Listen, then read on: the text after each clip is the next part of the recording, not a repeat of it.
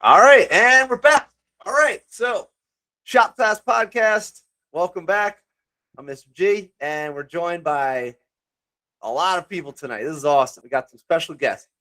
Main guest is Manny Mena. He's a manufacturing engineer.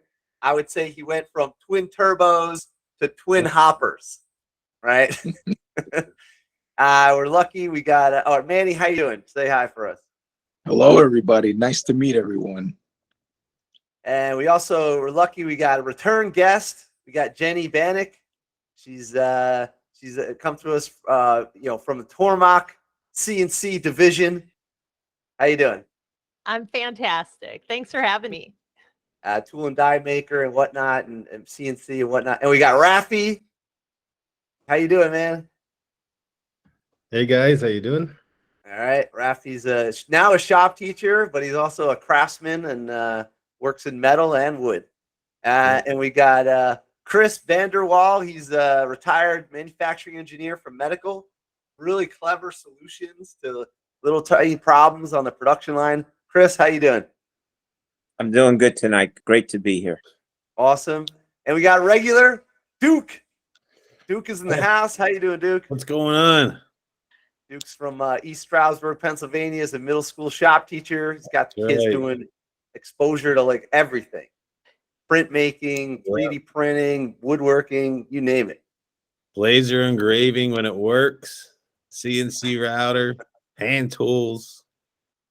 Nice. Yep, you name it. So cool. So Manny's a friend of mine. So this is from a while back, and he actually graduated from the high school where I teach, but he wasn't my student. And so this is kind of cool having him on the show. We've had him once before, but that was, I think, like a podcast on the phone episode. So we're going to start with the first question we ask every guest. Did you have shop class growing up? Yes, but not as good as it is now with you teaching.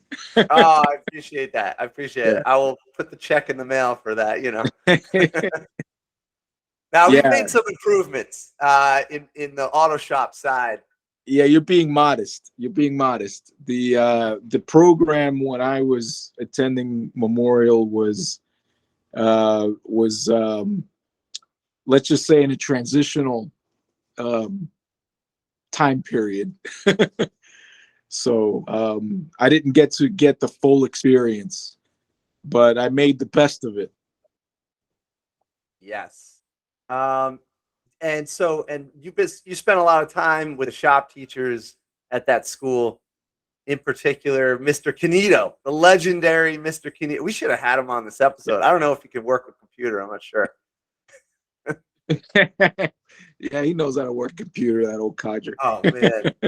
I should have called him. I spaced. Like, I thought of it like 10 minutes ago. I was like, oh, I should have called Canito.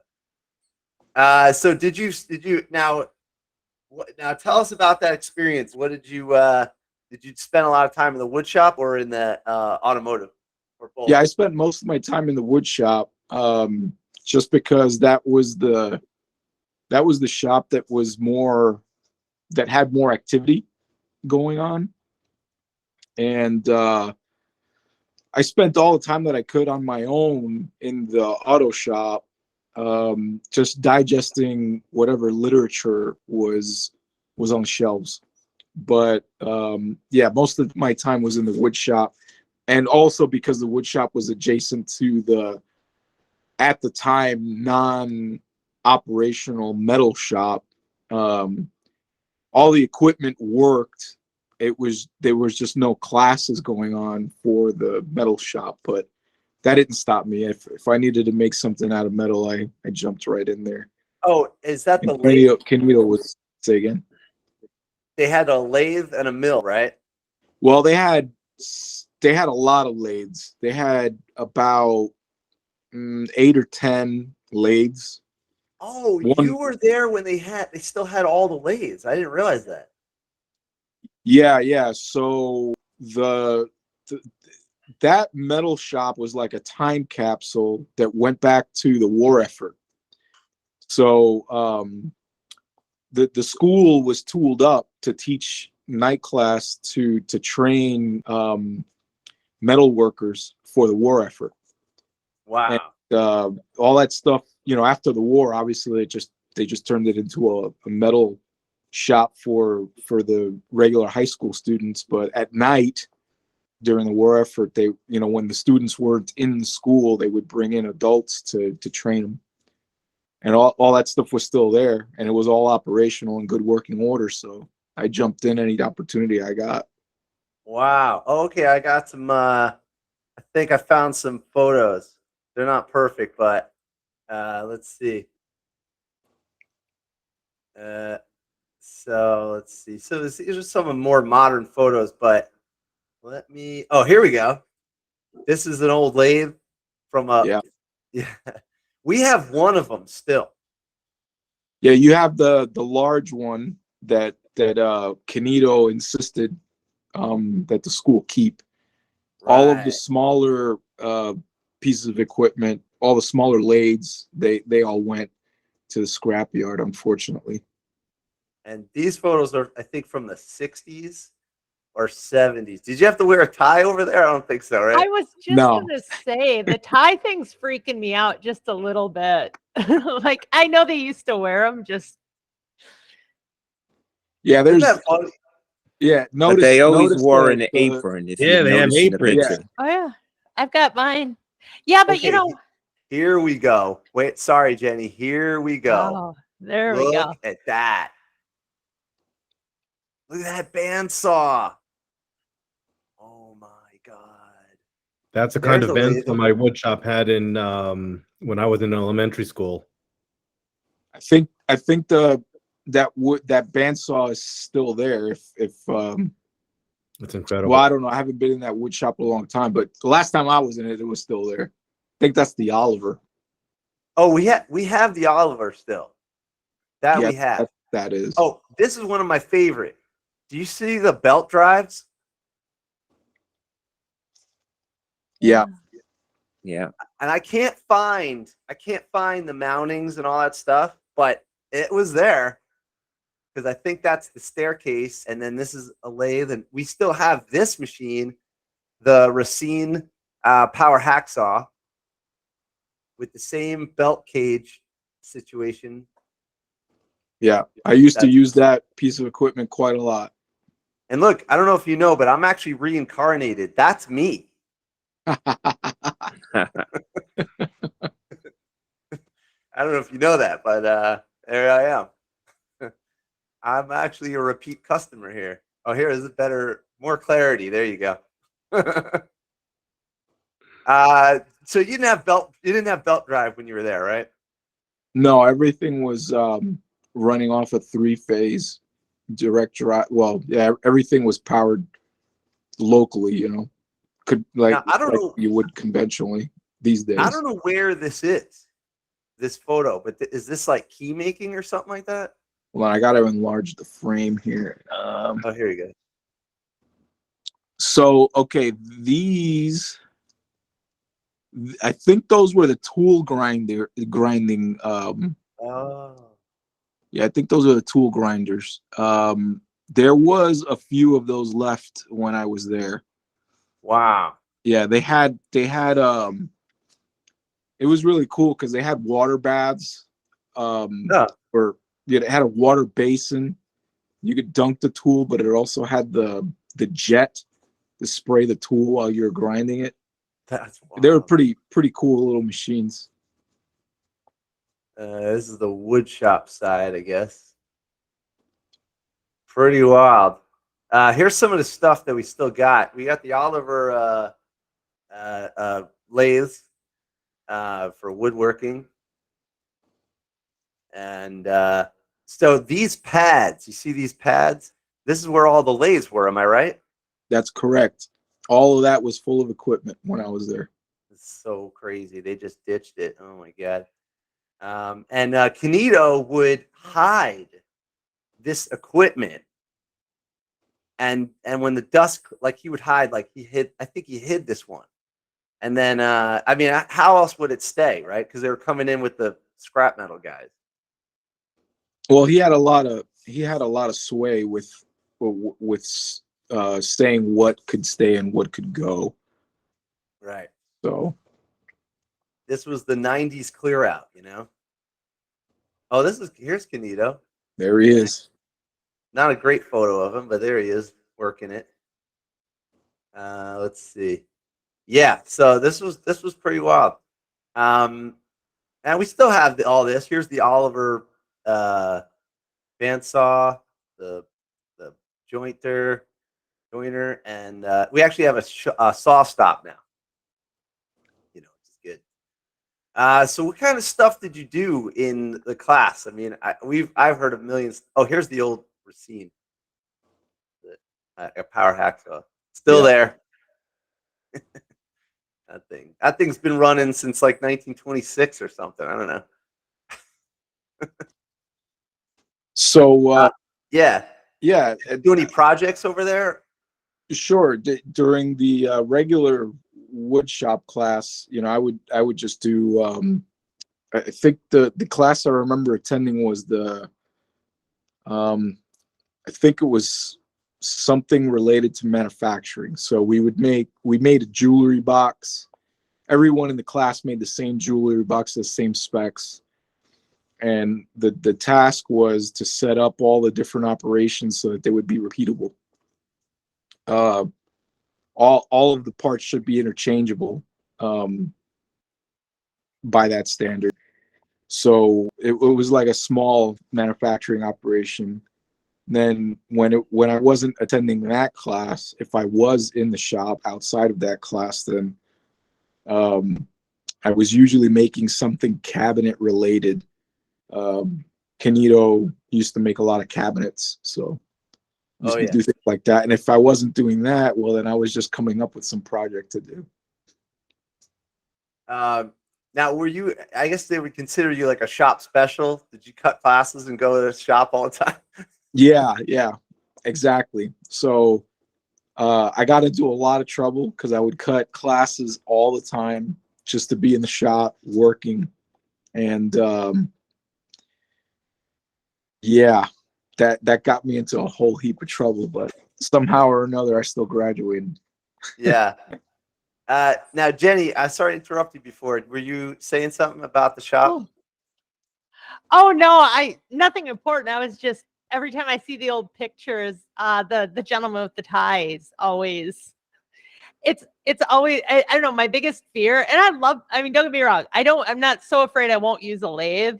I mean, obviously I'm a machinist, I got to use a lathe, but I have a lot of respect for the lathe, and that's why, yeah, they had their aprons, but I'll never get like you can buy the aprons where the strings are sewn into it, and those still give me the willies. Like every shop I worked in, they required us to have the grommets, so it had the latch. So the whole tie thing just always freaked me out. I don't know. Oh yeah, yeah. I had to wear a tie just because when I first got there, but I ditched the tie. I don't even think I own a tie. Yeah. I can't handle that. Look, I found an old photo of Endris. This is the teacher of the auto shop, but he was kind of worn out by the time Manny got there. So I think he kind of watered down the class. But there he is with the big engine. Yep. That thing was still there when I attended the class, and that was the most exciting thing that happened was firing up the engine one time. That was pretty much it. So you kind of like did your own thing and worked on your cars and whatnot. Oh, here's an old photo of Canito. My God. Whoa. That's wild. Oh my goodness. Still rocking the mustache the whole time. Oh yeah. That's funny. Okay. So, but right out of high school, what happened next? You dove in to the deep end, right? Yeah, so right out of high school, well, before I graduated high school, I already had a job, a full-time job working at a bicycle/motorcycle shop, which Flow on Wheels in West New York. And after I graduated, then I went to tech school, which was Lincoln Tech. That was for automotive tech. And so I was working and going to school at the same time. Okay. And then after Lincoln Tech, I went to Wild Tech, in Pennsylvania when Blairsville campus was still. I just recently found out that they closed that campus. Oh, no kidding, really? And yeah, after I got out of WildTech, then I went. Well, obviously, I wasn't working at the motorcycle shop because that was, I was attending school in Pennsylvania. Then after I got out of school there, I went to go work at GlitterX, which, as the name implies, is a company in Cranford, New Jersey that makes glitter. Huh. Yeah. It's incredible how complicated making such a simple thing can be. But So funny. that's I was where gonna I did ask, my what's the tool and process die of making apprenticeship. glitter? What'd you say, Wait. Raffy? What's the process of making glitter? Now I'm I know. intrigued. Never thought of the process. Yeah, so it all starts with the substrate. Most commonly, it's going to be aluminum. They run that through a web press where they apply color. And the color is almost always a translucent sort of application. And the more complicated colors get applied in multiple stages. So you'll have some glitter that has like kind of chameleon kind of fades, rainbow fading to it. That's kind of a complicated multi-step process. Once after the coating, and then it goes to converting, where they slit the master roll down into the small into the small manageable rolls. And then from once they get it that small, they then go to the cutting room, and that's where the magic happens. So they have a patented process in that facility that utilizes a drum with sacrificial anvils on them that are made out of a special brass alloy. I'm having a pause because I'm not entirely sure how much I should say in a public forum. No, That's okay. We don't really need to know. It's just fascinating. But then there's a stationary blade, and the geometry on that stationary blade is what determines the final shape. So for a simple square, it's just a 90-degree tooth pattern, and the blade is laid on the table at a 45-degree angle in relation to the directional axis of the film travel. That drum is spinning at about 5,000 RPM, and there's, if I remember right, there should be 20 anvils that have two cutting heads or two cutting surfaces. So that's 40. So for every revolution that drum takes, you're cutting 40 cycles times whatever the width of the film is. Oh. And that thing has to produce perfectly square corner glitter or whatever shape, has to hold a really tight tolerance at a really high speed. The reason that company is still in business is because of that process. Huh. So foreign manufacturers of the same product cannot produce the same quality at the same speed. So the high quality at high speed is what keeps their price down, even though it's domestically produced. It's pretty cool. Wow, interesting. So that's probably a great introduction to our topic, which is design for manufacturing, and that gives potentially an American manufacturer an edge to stay in business all these years, even with foreign competition.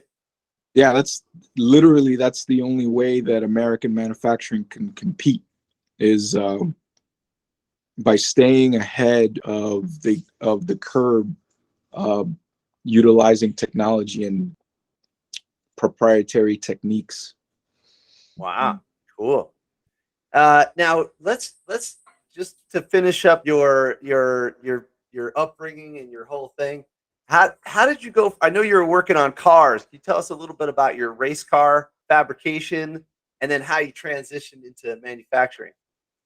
Yeah, so after I finished up my apprenticeship at GlitterX, I went straight into the car business. So I was designing and building race cars at a small boutique shop for private race teams or just individuals that like to track their car on the weekend. building drag cars, circuit track cars.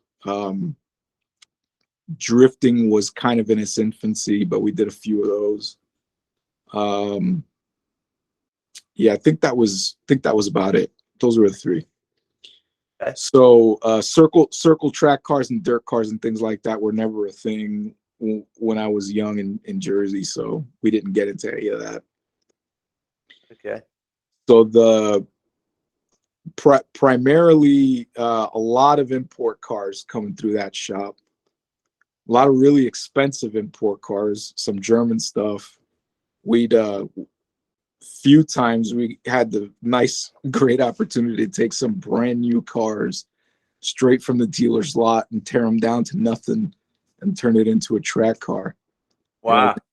That's kind of crazy. A guy drops off $150,000 Porsche and says, "Yeah, get this thing track ready." And it's like, well, the only thing that's left over is pretty much the engine block and the chassis, and then everything else is different. Oh my God! Wow, wow.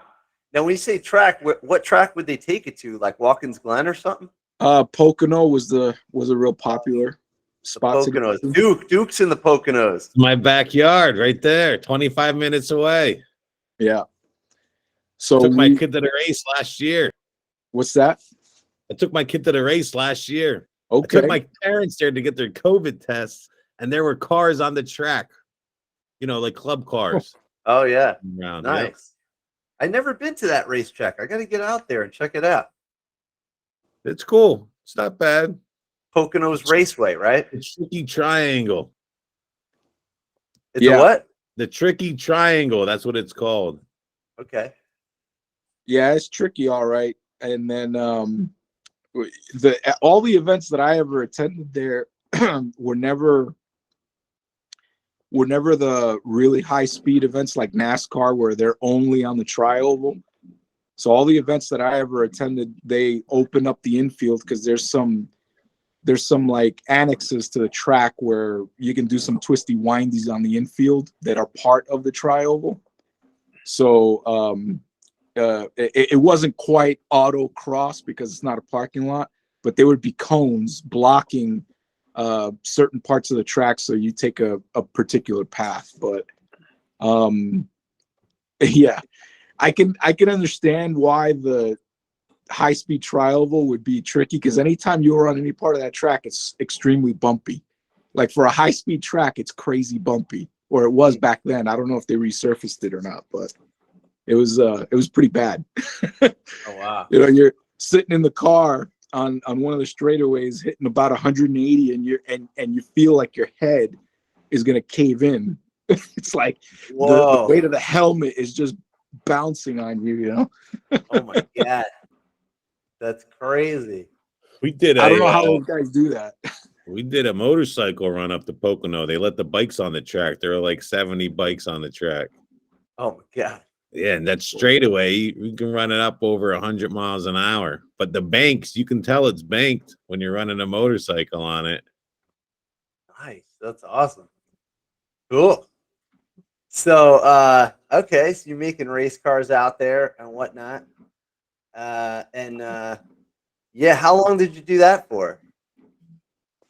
I ran from about 2004 to 2008, so just 4 years doing that. Because 2008 the economy went bad for everybody. Then I transitioned, and from that point on, my involvement with the race industry was really hobbyist or part-time, rather. I wasn't doing that full-time anymore. Okay. But so you made a big transition, right? Yeah, and yeah, it was 4 years where I was going really hard, but I had to lead into that where I was part-time, and then a trail out where I was part-time. But there was 4 years there where that was all I did. Yeah, I just put in crazy hours working. Oh, you were on like a race team. Yeah, I was crew chief of one team and then the chief engineer of another. But it was under the same roof, so the logistics weren't terrible. One team had more money than the other. So I was crew chief for the team with the more money, and so the way it worked out was there was an employee at the shop that was pretty wealthy, and he had a team, and he asked me to crew chief that team. But the shop had also its own team, which had less money than that guy did. So his car was nicer. It was nicer, but not necessarily faster. So, Gotcha. yeah. Does anybody here have racing experience or manufacturing for race cars? Anybody here do anything like that? Yeah. When I was 16 years old, Ron, Yeah. my neighbor was an engineer, and he actually put AA fuelers together What is it? for Van Eiderstein speed centers. Wait, what is that? What is that? A AA fueler? Yeah, That's- what's that? Oh, I'm Oh, sorry. is A that drag class? racing. Oh, In okay. drag racing, right? The rail cars, the AA fuel. You got funny cars and you got AA fuelers. Oh, okay. All right. I didn't And know the class. yeah, so I was 16 years old. I used to help polish the car, change the oil in the fueler. He gave me little odd jobs to do. And he said, "I'll take you to Englishtown." Oh, And yeah. he said, "Chris, the reason why I do this is I'm racing against the best guy in drag racing." I said, "Really?" He said, "You know who Arnold Palmer is in golf?" I said, "Yeah." Now I'm only 16 years old. So you know who he introduced me to? He says, "I want you to shake hands with this guy here. His name is Don Garlitz." Oh, yeah. That's the best dude. So I was 16 years old. I had no idea. So, so I was in the pit crew, shook hands with him. And the big thrill was he wanted to beat Don Garlitz one time, and he did. He actually, on Van Eiderstein Speed Center on the AA fueler, it ran 6 seconds and actually beat Don Garlitz. I was there when that happened. So that's Wow. my exposure to car racing. No kidding. Yeah. So that was really neat to have a neighbor like that. You're 16 years old. You're taking shop class at night in the high school. So that's my story. Yeah, that's awesome. Yeah, It that's looks an like awesome this. experience, man. That's the heyday right there. Yes. And that would have been, this is back in the dinosaurs because I'm an old guy. I'm talking now 1973. Vietnam was just, winding down. I was almost got drafted, so thank God I didn't get drafted and I went to Island Dragway instead. So He did some drag racing instead of drafting. yeah. Man. Cool. All right. Yeah, Jenny, what about your days of street racing? We know about you. No. Oh, you got muted. I'm sorry. You got to unmute it. There we go. I'm from Amish country, so not a lot of drag racing, although we did have a good tractor pull from time to time. So That's great. There you go. Nice. All right, cool. Okay. So what happened next, Manny? I should probably add the fact that the race teams that I was a part of were drag racing, and that was in the sport front wheel drive class. That was a brand new thing to the NHRA, and it really wasn't what I was into. I was always a muscle car guy, and we did work on a lot of American based race cars at the shop, but what those guys were into racing was the front wheel drive imports, and I thought that it was a very interesting challenge. it's completely counterintuitive to what a drag car is supposed to be. You're starting off extremely handicapped. Your drive wheels are on the wrong end of the car. Yeah. So figuring out how to get that thing to go down the track really fast it was new to everybody. No one really knew how to do that. So there were, before that class was created, that there were the pro front wheel drive guys, but those were dedicated tube chassis cars that were purpose built for that sort of racing. The challenge with what we were doing was taking it was a very tight rule class where you had to have your factory chassis. You were not allowed to run a front half or a full tube chassis or anything like that. It had to be the unibody, factory unibody. You could modify it, but to a certain extent.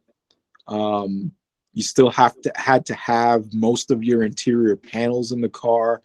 Doors had to work, all that stuff. So, yeah, that was, really challenging because and in that package, you're very limited in the size tire that you could fit. Right. Yeah. You got to fit the engine and the tire right in that little front area. And that's where the design and engineering of the vehicle, that's where I really made my bones with that, was in the packaging of all that. So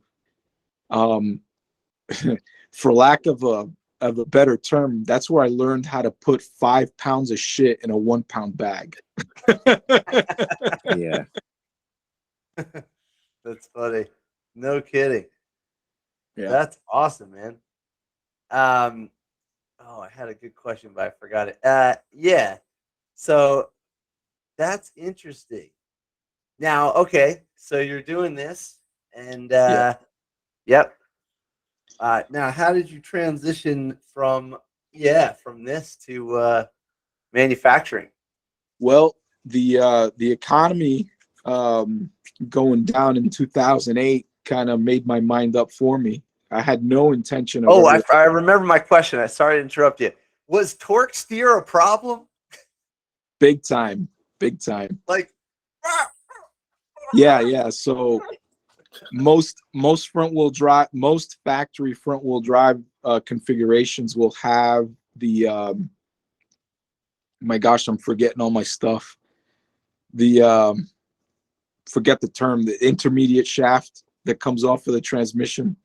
So you got that stationary shaft where your CV axle would hook up to on the long side. Depends on whether your transmission's driver's side or passenger side would determine what the long side is, right? So, right, okay. Whatever side was the long side, buddy, that's the side that's going to lag behind. Your short axle side, that's going to pull that way every single time. That's what determines it, is because it probably has some twist in it. It's because of the axle wrap, or twist rather. You get the torsion effect in the axle. That axle's got to wind up before it puts any power down to the tire, especially when you're slick at low pressure. You got so much bite on that tire that the first thing that's going to wrap up is the axle. So we had to come up once we started breaking over 1,000 horsepower to the wheels on a 4-cylinder. That's when things got really interesting. We had to come up with all sorts of inventive ways to counteract or limit that torque steer effect. The most effective thing is get bigger diameter axles. That's the easy way out, right? Okay. But that only does so much. You can only you can only package so big of an axle in there. Right. So we were doing some crazy stuff like running different tire pressures left and right, running certain alignments. Then we were even doing some crazy stuff with wet clutch limited slip diffs that were electronically controlled to try to. Whoa. Yeah, it got Really? it got nuts. Oh We wow. started sinking crazy money into these cars. Unequal length Just to give you an shafts. example, okay? I never thought about that. Just to give you an example of how crazy the money got. That guy that I told you that was the wealthy guy that I was crew chiefing for, Yeah. that was just a small Honda Civic hatchback. Okay, it was a car that used was purchased for like $2,000 maybe. Okay. By the time we were done building the car and all the iterations and all modifications we did to go as fast as we ever did, he had every bit of $400,000 in that thing. It was crazy. Oh my God. Yeah. Wow. That's amazing. Yeah.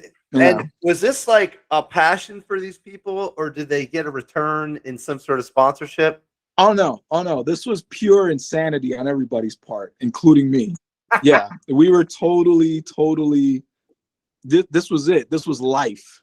Everything was secondary to going fast. That Yeah. was it. Figuring out Yeah. if those things go fast was everything.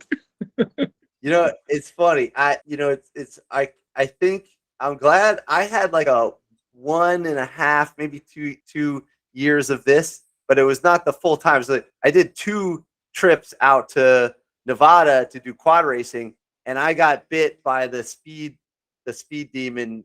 You know, you get possessed. You're like, oh, Oh yeah. $1,000 here, money? No, that's not a problem. Sleep? Nah, don't worry about it.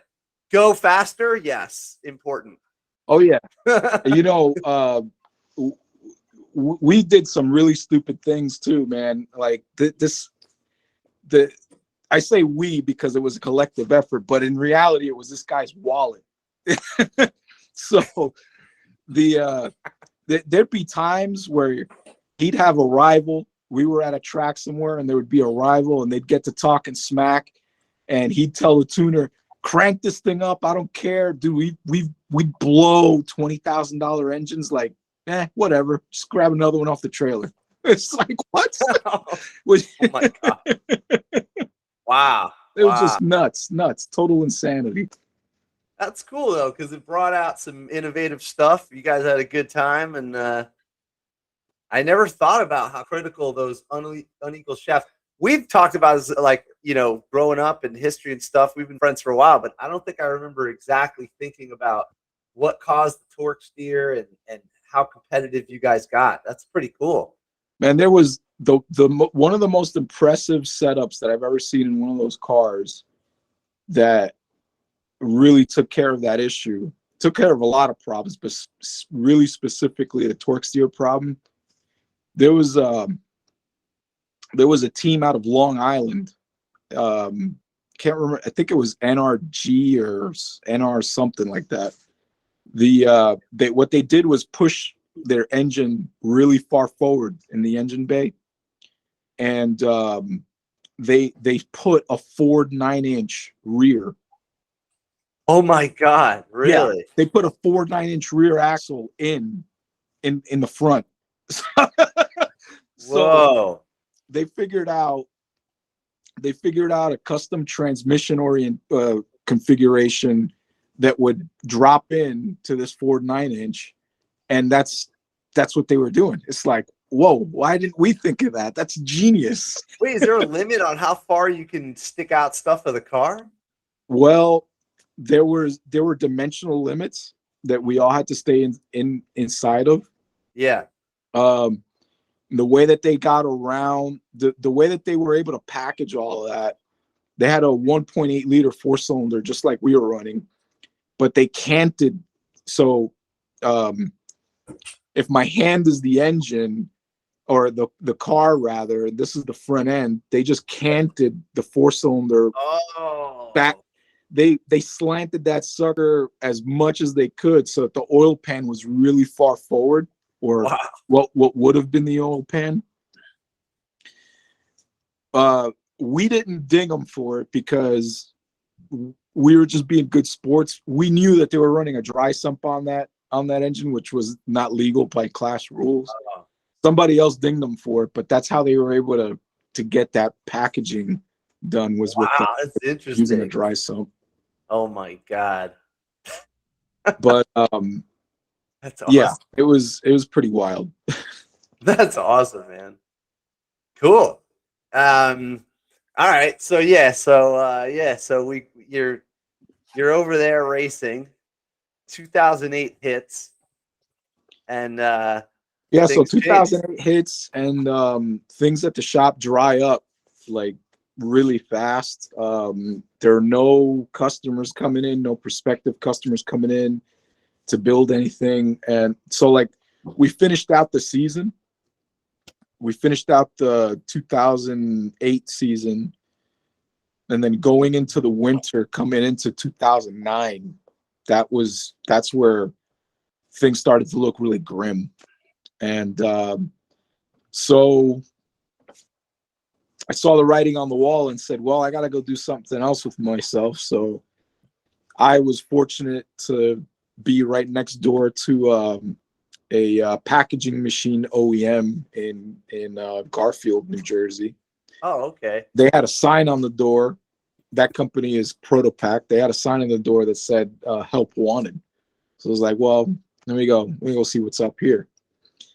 So I get my foot in the door as a welder, and they were they were hiring someone, but it wasn't full time because everybody was cutting hours all over the place. So to make as many hours as I possibly could working there, I bounced around from the weld shop to the machine shop to the assembly shop. I just floated around. Oh, okay. So most weeks I was able to get my 40 hours in just by making myself indispensable like that. And because I was hungry, they eventually made me the shop foreman. So that was kind of really cool for me to be propped up like that by someone that's outside of my normal industry. Because like my wheelhouse is cars. Now I'm totally outside of my comfort zone, and it's like validation that hey, you're doing all right. So I just kept going. That's So then, awesome. And it's funny because I think you actually got me on excited about manufacturing as a whole. You know, I was always like, oh, cars. You know, my lead in to this whole thing is cars. But then, you know, you look at the assembly line and this and that. But what about the assembly line of like other stuff, like everything from like ketchup packets to medical to you know, how is all that stuff designed and made? And it was really cool to listen to you think, like you would tell me stories about how you think about something or how you approach a design. I was like, wow, that's cool. You're applying the passion of like the car racing stuff, but to a package. And it's worth it yeah, because there's so much money attached to it, and people need these things. They want them packaged. They want all this stuff made. How do you make it faster? You know, and how do you make it quality? And what about well, errors and stuff like I that?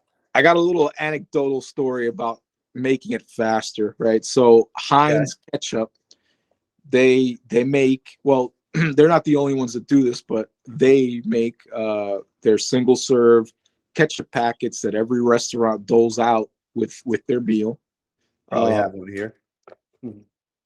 So they make those on one of two machines. It's either a Protopack or it's a WinPack. The two machines are pretty similar in the way they operate. They're referred to as a vertical form, fill, and seal machine. So it takes a web of plastic, or a flat roll of plastic rather, forms it into the shape, fills it, and seals it all up in multiple stages. So those machines will run flat out at about 40 cycles a minute. Yeah, that's one of them right there. they'll run flat out at 40 cycles a minute, and every cycle is dropping 12 packets of that ketchup because it's 12 lanes across. And so Heinz, they have an R&D center in Pittsburgh, or right outside Pittsburgh, or maybe it is in Pittsburgh. Don't quote me on that. But that lab contracted Protopack to come up with a replacement for all the existing lines doing this, and they wanted something that was a lot faster. So when they said a lot faster, they wanted to maybe double the speed. So instead of 40, maybe make it 80. Whoa. Well, what we came up with was still 12 lanes across, but it was dropping 200 cycles a minute. Whoa. Wait, now, yeah, go ahead. It would rain ketchup packets so fast, operators couldn't keep up at the end of the line, boxing the stuff up. It was just pouring mountains of the stuff out of there. Wow. Now, I just want to, for the layman's people out there like me who, haven't worked in manufacturing, but like literally like it's two pieces of film, the outer parts of the packet. They're coming together. They get sealed. Right. Sealed on the sides, filled, and then sealed and cut. And that has to happen crazy fast. So you got the hoppers bringing all the stuff, and you got these rollers moving, and these sealers and these cutters. Right. And then the dosing of the ketchup has to be pretty accurate. The measured amount, right? Yeah, it has to be pretty accurate so that they're not underweight, so that you have to be within a certain tolerance zone to be legal per the declared weight on the packet. So you can't be under, and you don't want to be over, because on such a high volume product, if you're over 1 gram, which is a lot for something that small, you're giving away a lot of money over time. So they require pretty tight tolerance, like pharmaceutical level tolerance for those dosers. And the other thing that was surprising to me, I'm only interrupting because I'm the layman in the room, kind of, just for the audience and also for for documentation. Like, it's all stainless steel because it's food grade, so everything's got to be like on point. This is like a no joke operation, Yeah, Ron, those machines cost, because I used to buy them for the medical. Okay. Both vertical, just like what Manny made, and also horizontal. It was nothing to pay 150,000, 200,000. And the other thing, you were talking about speed. Some of these machines, depending how big the product is, could be a 6 up, a 12 up. So, you can get a lot of product out. Wow. And the other big thing is, and that's probably the biggest thing in design for manufacturing, and that's how I used to keep my job, and Manny knows this trick too, right? If you would save 1 penny on 15 million pieces, that's 150,000. So they always kept me, because they weren't paying me that as a salaried engineer. So I'd go to the president and I said, I saved you another penny on the package. Wow. And that's what I always tell a layman, right? Am I right, Manny? That's 100% right. And let me tell you, if you're saving a penny per unit in the food industry, man, they're going to put you on the golden pedestal. We're usually patting ourselves on the back if we're saving 1/10 of a penny per unit. You know what I mean? That's right. Wow. Yeah, but do those pennies go in your pocket? No, never. No. Yeah, you might get an attaboy every once in a while. That's it. Attaboy. All right, good job, man. Hey, I was thinking, if your former job is squaring up glitter, you're making 90-degree angles on glitter. Stuffing these ketchup packets is probably easy for you, Manny. Well, the glitter thing it was a different type of challenge, because the quality that you could produce on that equipment is directly tied into the quality of the blade. So if you are a good tool and die guy, if you're a good tool maker and you make a good blade, you will make good, consistent product that the quality control department can count on.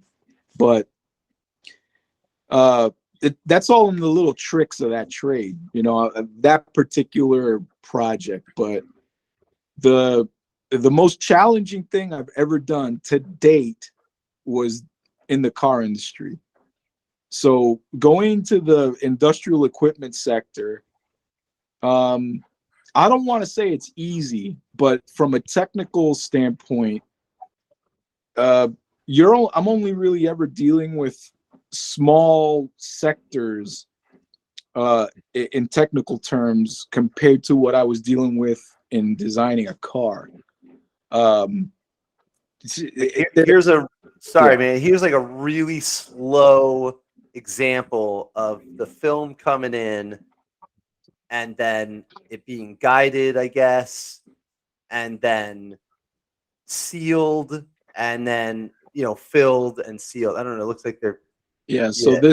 this type of machine here, Ron, it's kind of like an it's not 100% correct. I think this is a simplified animation, but this would be referred to as a single lane bagger. Because it's not stopping, it's just filling, and then they're hitting the Yeah, seal is cut off. this is a continuous machine, and it's only doing one bag at a time. This is not a four-sided seal. This is using a fin seal, and you usually see this package. Most common place you'll see it as potato chip bags, but the cheese industry, shredded cheese. I mean, there's a lot of different products that use this bag. This is probably one of the most prolific types of machines that there are in the whole world as far as flexible packaging is concerned. Look, if you could see this, I don't know if you can see this detail. It says ingredients: sugar, more sugar, invert sugar, sugar syrup, chalk, sweetener, yellow stuff. That's funny. Somebody had a sense of humor making this. That's good. Yeah, sorry. Okay, you're on a roll about something. No, yeah, I was just making the point that like designing packaging machines and stuff like that, that's been a lot less challenging than the car industry. It's not without its individual micro challenges, though. There are always the customers that come up with these crazy requests, and you feel compelled to try to oblige them. But that's what makes it fun, you know. Yeah, and what was the craziest car? I guess the car industry gave you the biggest challenges, huh? Yeah, because just about every process that you can think of that you would find in the industrial sector is going on in a car at the same time. Wow.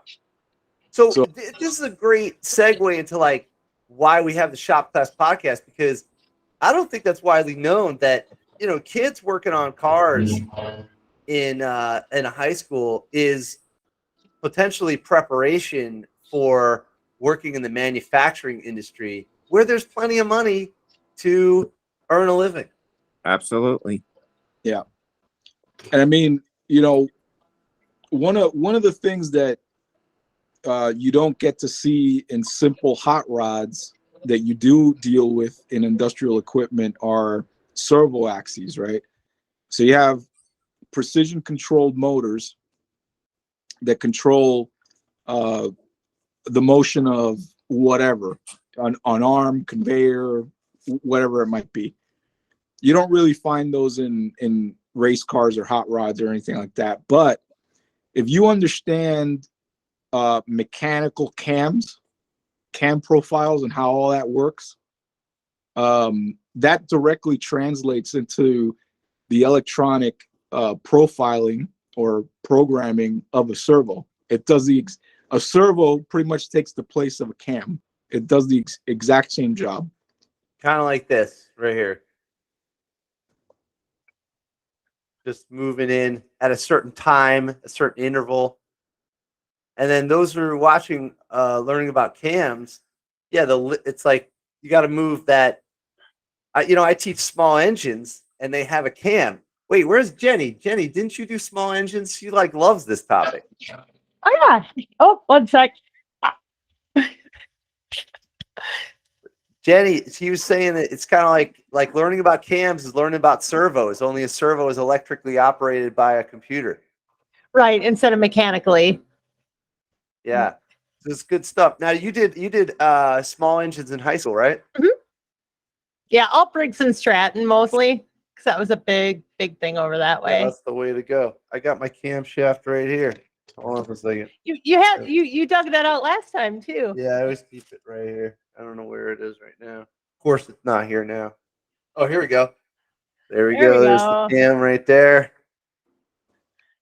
And so, if you're working in manufacturing, this is a lifter, and it's lifting something, and then it's dropping back down on a certain amount of time. So it's like, bring it up, bring it down, and then you have a gear with a a timing mark. There's your timing mark, and you can have different kinds of gears. You could have a straight cut or a helical, and it's crazy. You find helical gears in the new engines now.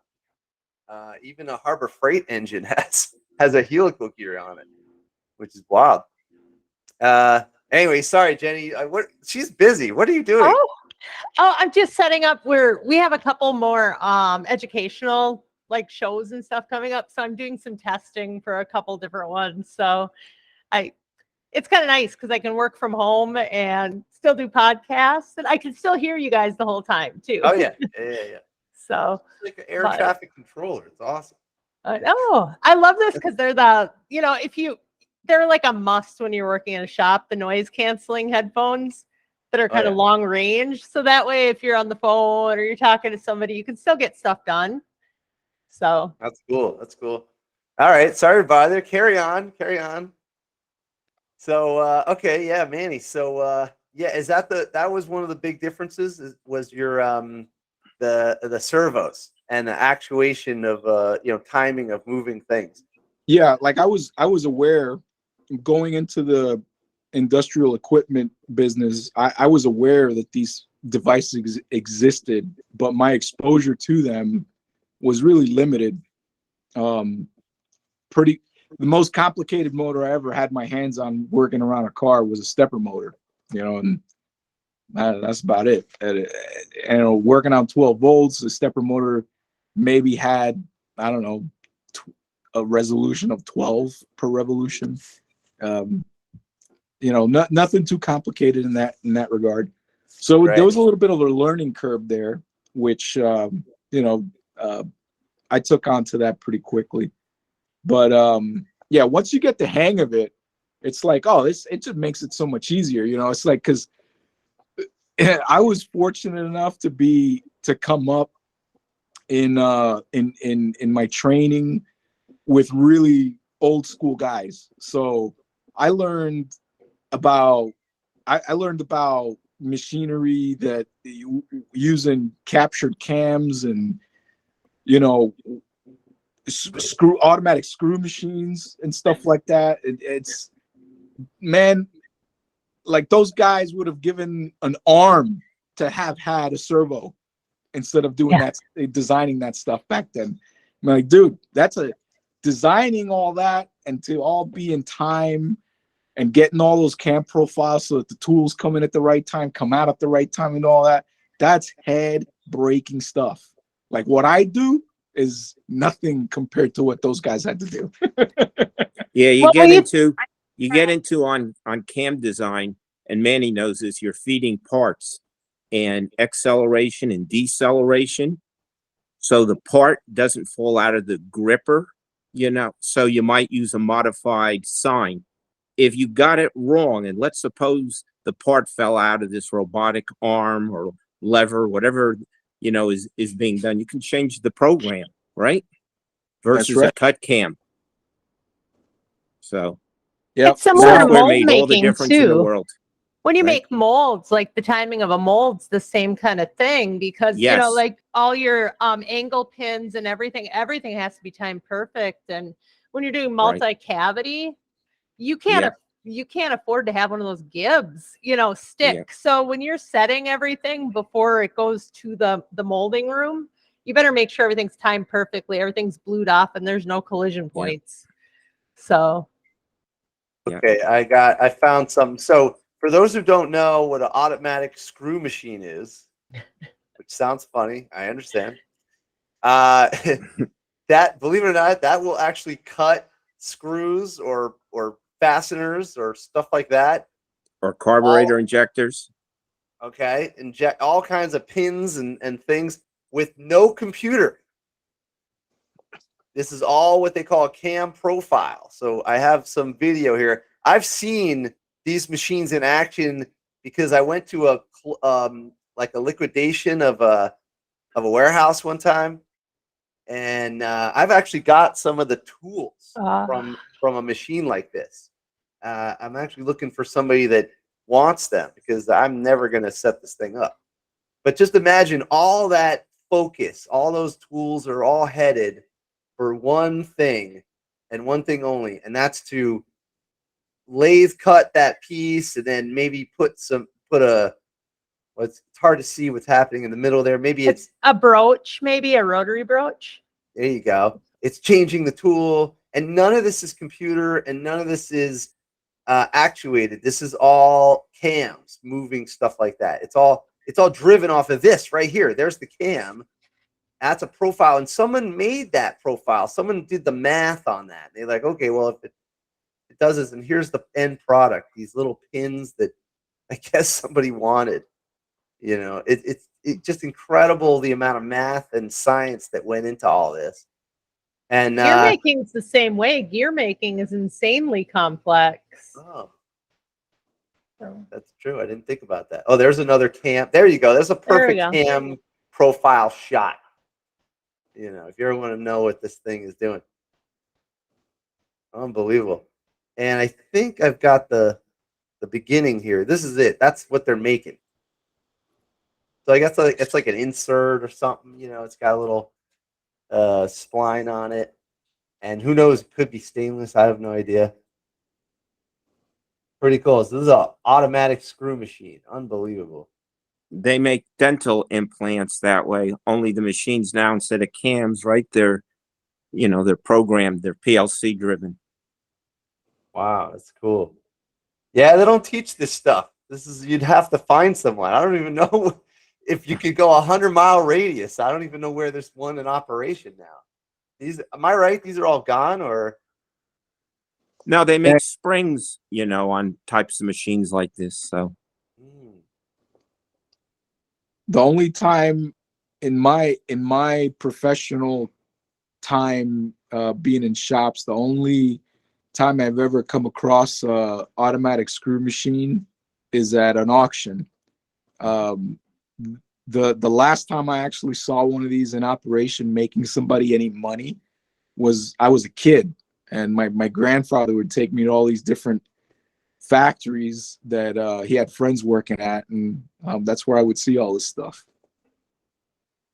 It's wild.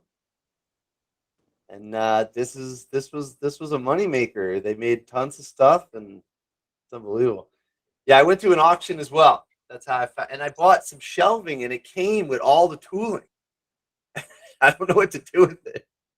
It's all custom stuff, Yeah, I remember last time I was in your garage, I was like, "What are you doing with this here?" I recognized it. I was like, "What are you doing with all this stuff?" Yeah, I put it all. I consolidated everything, and it's all in its original boxes and labels and everything, and it's all in like literally an egg crate that weighs like 200 pounds. I'm not going to scrap it because maybe someone wants it. I don't know. Sometimes nostalgic. Someone gets one of these machines and they set it up. Yeah, you gotta put it up on the web. You gotta put it out right in the right spot, and somebody will snatch it up. And I'll just give it to them. Just let them pay shipping. I'm not paying shipping on 200 pounds of steel. All right, pretty cool. So packaging machines and cams and whatnot. Now, okay. Any more to the story? Otherwise, we're gonna get to some questions.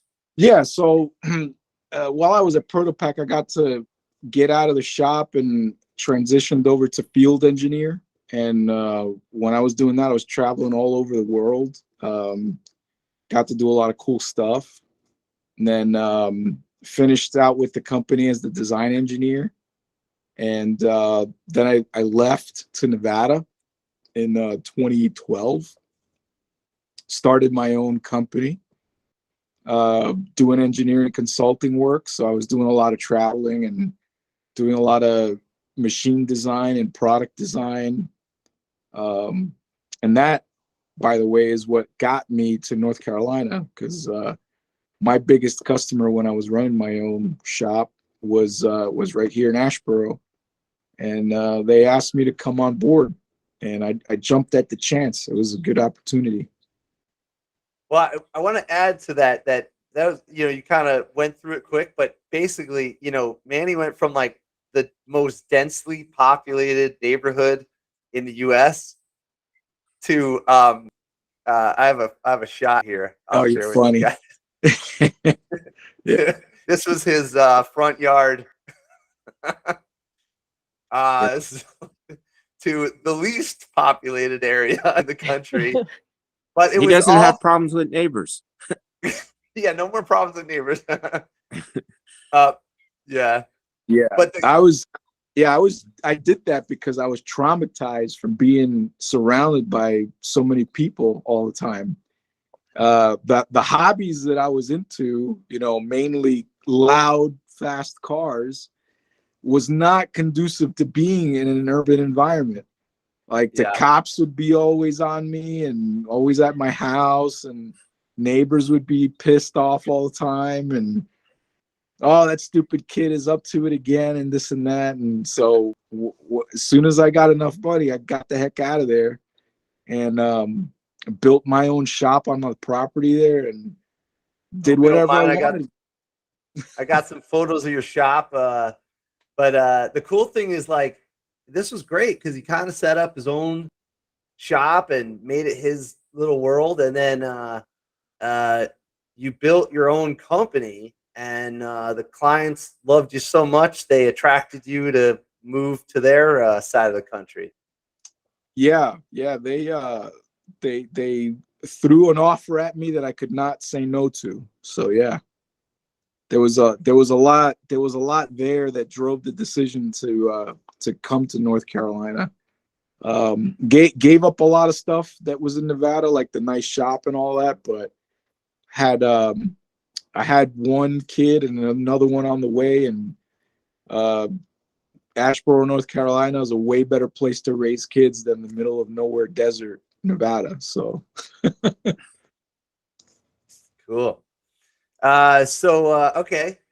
So you made it over to Asheboro, and now, so it's a pretty wild, like, it's such a good, inspiring story, I think, because you start out working on cars, and well, start out working on bicycles, then cars, and then get on a racing team, get into really high performance packaging, material science, trying to get the most out of the car. And then you get into manufacturing, work your way up, and then you're like, okay, I'm going to do this myself. You do it yourself, and it's such an attractive solution for a company that they hire you away, and they say, okay, we need you full time, man. So that's a cool thing. I mean, think about, the journey of that. That's such a great, I think it's super inspiring. So it's just got to point that out for anybody out there who's like, oh, well, you're just working on cars, or you're just working on bicycles. Yeah, but that could be the beginning, you know? yeah, not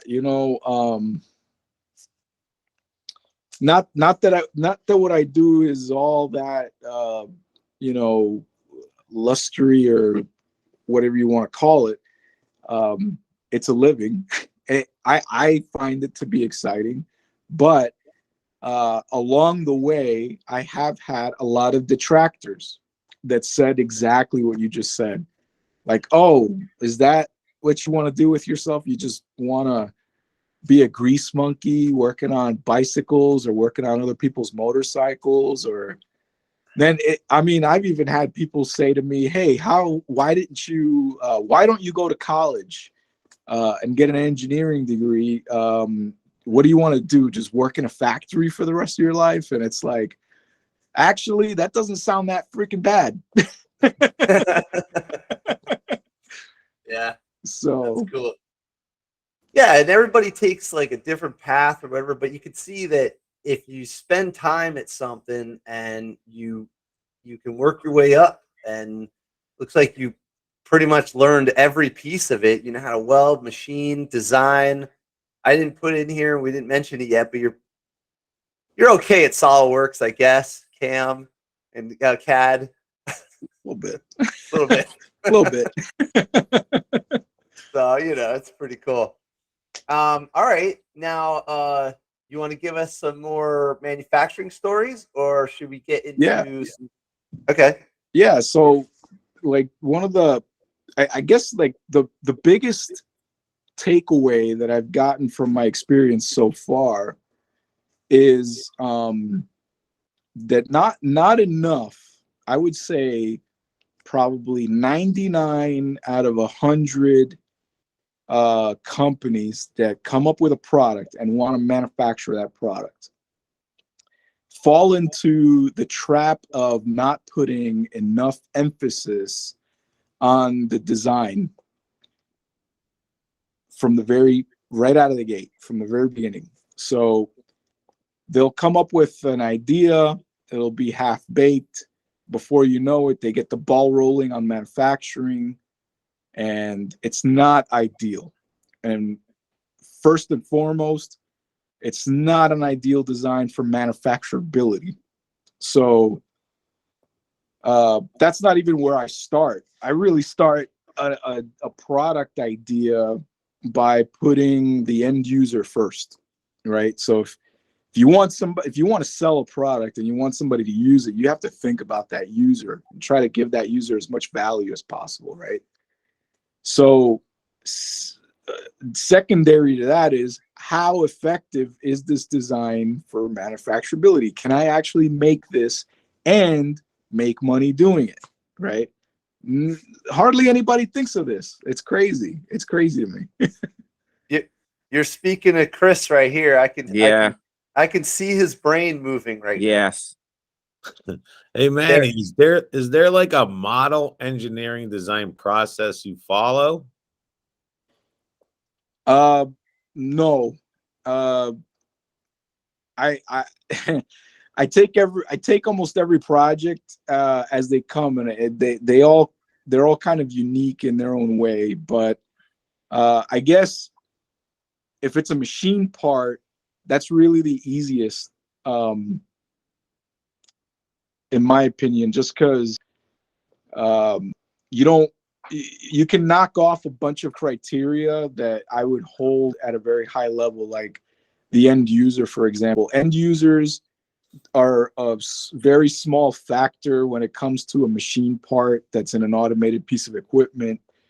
You may have to give some thought to the person installing it, servicing it, how it works in the assembly, and if it's a part that is a human machine interface component, that's where you give that a little thought. But those types of projects are fast. It's like you make the part for the job it has to do, and everything else is like, can I put it in there? Can I get a wrench on it? Can I do this to it? It's like you just check all the boxes and you're done. Okay, get it out, get it to the job shop, machine it, put it in there. Does it fit? Works good. Okay, on to the next one. But those are easy compared to a product that machine is manufacturing. So I guess where I really got deep into this for the first time was with Protopack. Something as, going back to the ketchup packet example, something as simple as a ketchup packet. I mean, still to this day, I can't help myself. I'll go to a restaurant, go to a supermarket and things like that and handle packages. And just right away, I'm pointing out 20 things that they screwed up when they made it. It's like they didn't set up their tear notch right. They got the wrong blade on this thing. They got the wrong crosscut knife on it. They're using the wrong film. They're using too heavy a stock, too light a stock. Using the wrong machine. Jeez, so many people freaking put a machine in service that is so inefficient for the process. They could have paid like half as much for a different machine and do it way better, you know? Just I all kinds of stuff remember, like that. I remember in R&D, on the packet, what you're talking about with the tear slit in the wrong place. Yeah. Somebody comes out, tears it open, and the product is supposed to stay in the package, and the whole product falls down, hits the Yeah. floor, and breaks, right? So that's Right. always a classic. Yeah, and what Ron just held up to his camera is a perfect example. All of the Chinese restaurants with the soy sauce and the duck sauce, all of those packages, they all suck. All of them. Yeah. Yeah. That was also Ron's dinner. You know, it's I like. Oh, go ahead. Yeah. That product right there is a good example of how they're using a cross-cut knife. It's a plunge cut horizontal knife that is serrated, and it makes that jagged profile on that top and bottom seal exactly. They're relying on that for the end user to use as a stress riser point to tear open. It's like that is the worst freaking idea. I'm cutting in the same axis in the direction of where my product is. Like, why would I do that? You gotta go perpendicular. You know? That's why you end up using your teeth anyway. Yeah, exactly. Half the time those things don't even work anyway, because what happens is if you're in order for those things to work the way they want them to, which isn't optimal to begin with, you have to have the proper temperature set for the film and speed and dwell time that you're running. So most of the time when you get your hands on one of those packages, they're way overheated. And when the knife plunges into them, it's not really cutting. It's just like melting through there. It's just plowing through the plastic. So when you get your hands on one of those packages, they don't have really nice, sharp, jagged corners. They got like these deformed, nasty, melted, crusty corners. And that's not a good stress riser. You need a sharp corner for a stress riser. That's why you can't tear them open easy. Yeah, I have come across, this one was okay, but I have come across some where you're like, dude, did they even think about how to open this? You're just like, Yeah. you can't even, you're just like, Some of the tear notches are so small the consumer can't find it. They're not clever enough to design the V then you notch gotta, to like, visually say, where is that tear? You got to try and find the fold over, and it's not quite Yeah. cut right. And oh my God. All right. So now let me move on to an example of a company that puts thought into the end user of a flexible package like that and executes it a little differently, but in practice, most of the time is totally screwed up anyway. So there's a lot of companies that do this, but I'll just use Starbucks as one example. So Starbucks has an instant coffee product that comes in a little stick pack. So it's a 3-seal little flexible package that comes in a cardboard box, and like 10 to a box. You take one out, and there's a little dotted line across the top of the package, and it'll have an indicator, either a little scissor or just words with an arrow that say tear here, and you're supposed to just grab the either on the top and the bottom of that little perforation and just rip the top of the package open and then pour it into your hot water, making your instant coffee. The way they achieve that is by laser etching the film, right? Oh, So I've done that. Yeah. Little galvo that just on a roll. Yep. So one of the first manufacturing companies I worked for had that. Sorry, I didn't want to interrupt. It's just really cool to watch. So, No, Yeah, it's yeah. cool. No, it's jump in anytime, Jenny. This is cool. This is good. It's pretty much a laser printer, but a high power one. And then as the film is, they usually do it at the printer. Whoever is printing graphics on the film will have that laser in line, and the laser will score the backside of the substrate, usually before the sealant layer goes on there, and that lines up with the graphics. And there's a certain margin of error how close that lines up, but that alignment is critical because the graphics is what's prompting the end user to be able to tear the thing open. Most of the time you get your hands on one of these packages, it doesn't work because the scoring doesn't line up with the graphics. It's like way off. Sometimes it's in the middle of the pack, sometimes it's not there at all. It's a total shit show.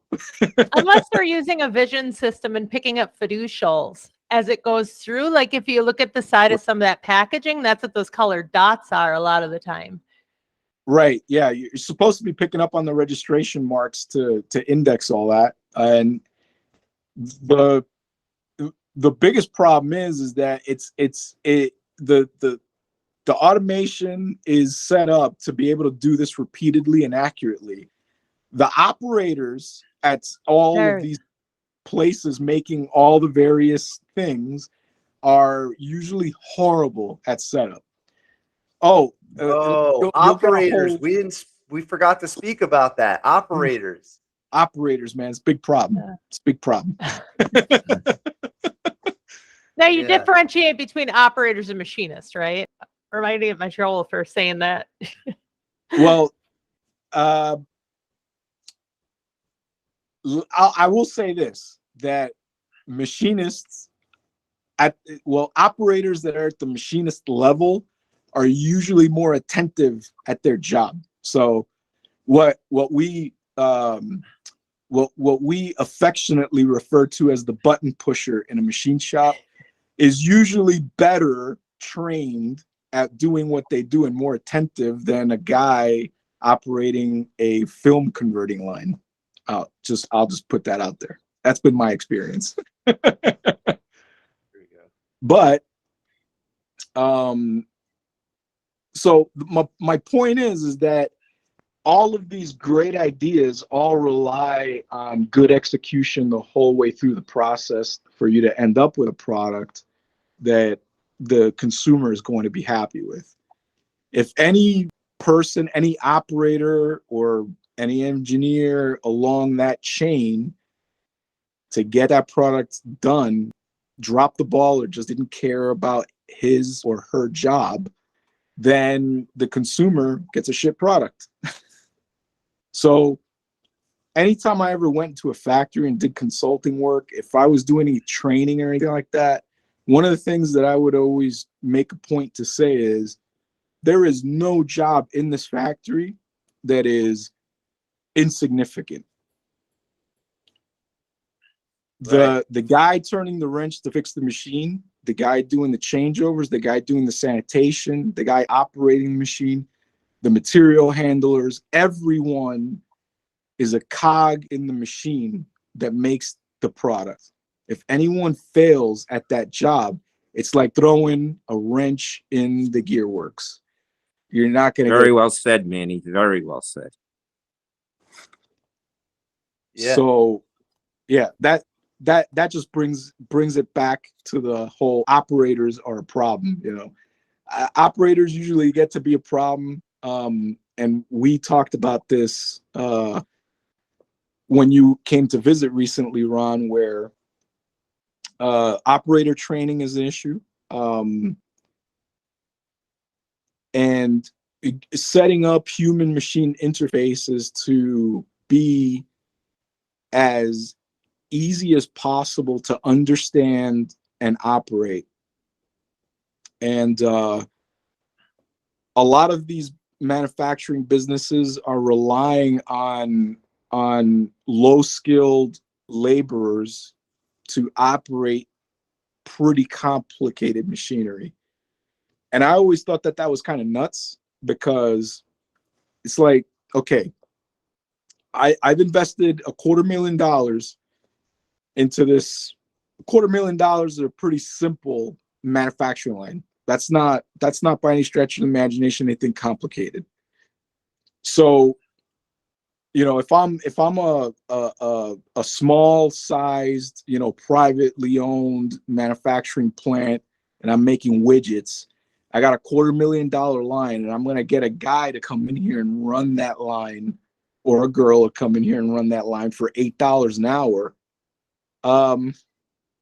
You got to re-examine your priorities there, dude, because that's what? Like, Yeah. don't you want somebody that's going to be a little more, you know, you might get a guy in there for $8 an hour that is intuitive and engaged and all this other kind of stuff. But if you do get someone like that, don't you think that person might be worth a little bit more money? You know, but for some reason they don't think so.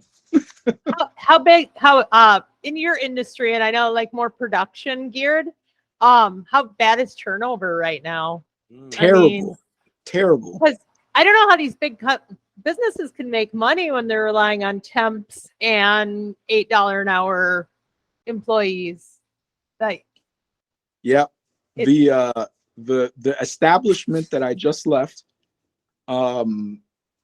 is it's really terrible as far as the turnover. They rely 100% on temporary labor, and the qualifications of the temporary laborers coming in may or may not have anything to do with what they're tasked to do. Most of these people, I should say, have never seen automated machinery, period. For example, this area has historically had a lot of furniture manufacturing. Furniture manufacturing doesn't really have a whole lot of automated equipment involved in it. There's a lot of human labor that goes into it. So you'll take folks that are displaced from the furniture industry, and then you'll put them in an automated manufacturing facility. It's an alien environment to them, and then they just get thrown at this thing with 5 minutes of training, and then they've got to do a great job. It's like, whoa, how did we get there? and not to mention, typically, even an operator, you know, I mean, I've worked a setup in shops where it was all operators, and most of the people we employed were on Huber. And that's not picking on them. That's actually, they were from the jail coming down to work during the day, which isn't a problem. But then you give them a micrometer and a bore gauge, and these guys, they've never used a piece of metrology equipment before. And you're telling them this has to pass inspection, and then get upset when these guys make, you know, bins full of scrap. Yeah. Like, there's a finesse to a lot of metrology equipment when you're measuring stuff coming off for validation. Yeah. So, Yeah. I used to tell the presidents of companies, I said, if you don't pay your people, you lose market share. So if you're a $50 million company and your brand gets associated with a product and you lose that market share, you can't even make the profits for a year. The stockholders will even dump the company. So that's how I used to get their attention. It's the only way. Oh yeah. Right? Yeah. That's right. You know, something I've been doing lately, which kind of touches on this topic, is I've been working in lean manufacturing into my classroom. And one of the things we do now, which I can't believe it took me all these years to figure it out, is we will now what we'll do is we'll make the machines usable by new users. So, like, let's say you had a new worker come in, and they're going to learn. Let's say we have a miniature milling machine, right? And this is my classroom here. Instead of me taking the time to teach them one at a time, which could take a long time, there's a lot of students. I have the students design the instructions. So here's placing your work in the parallel.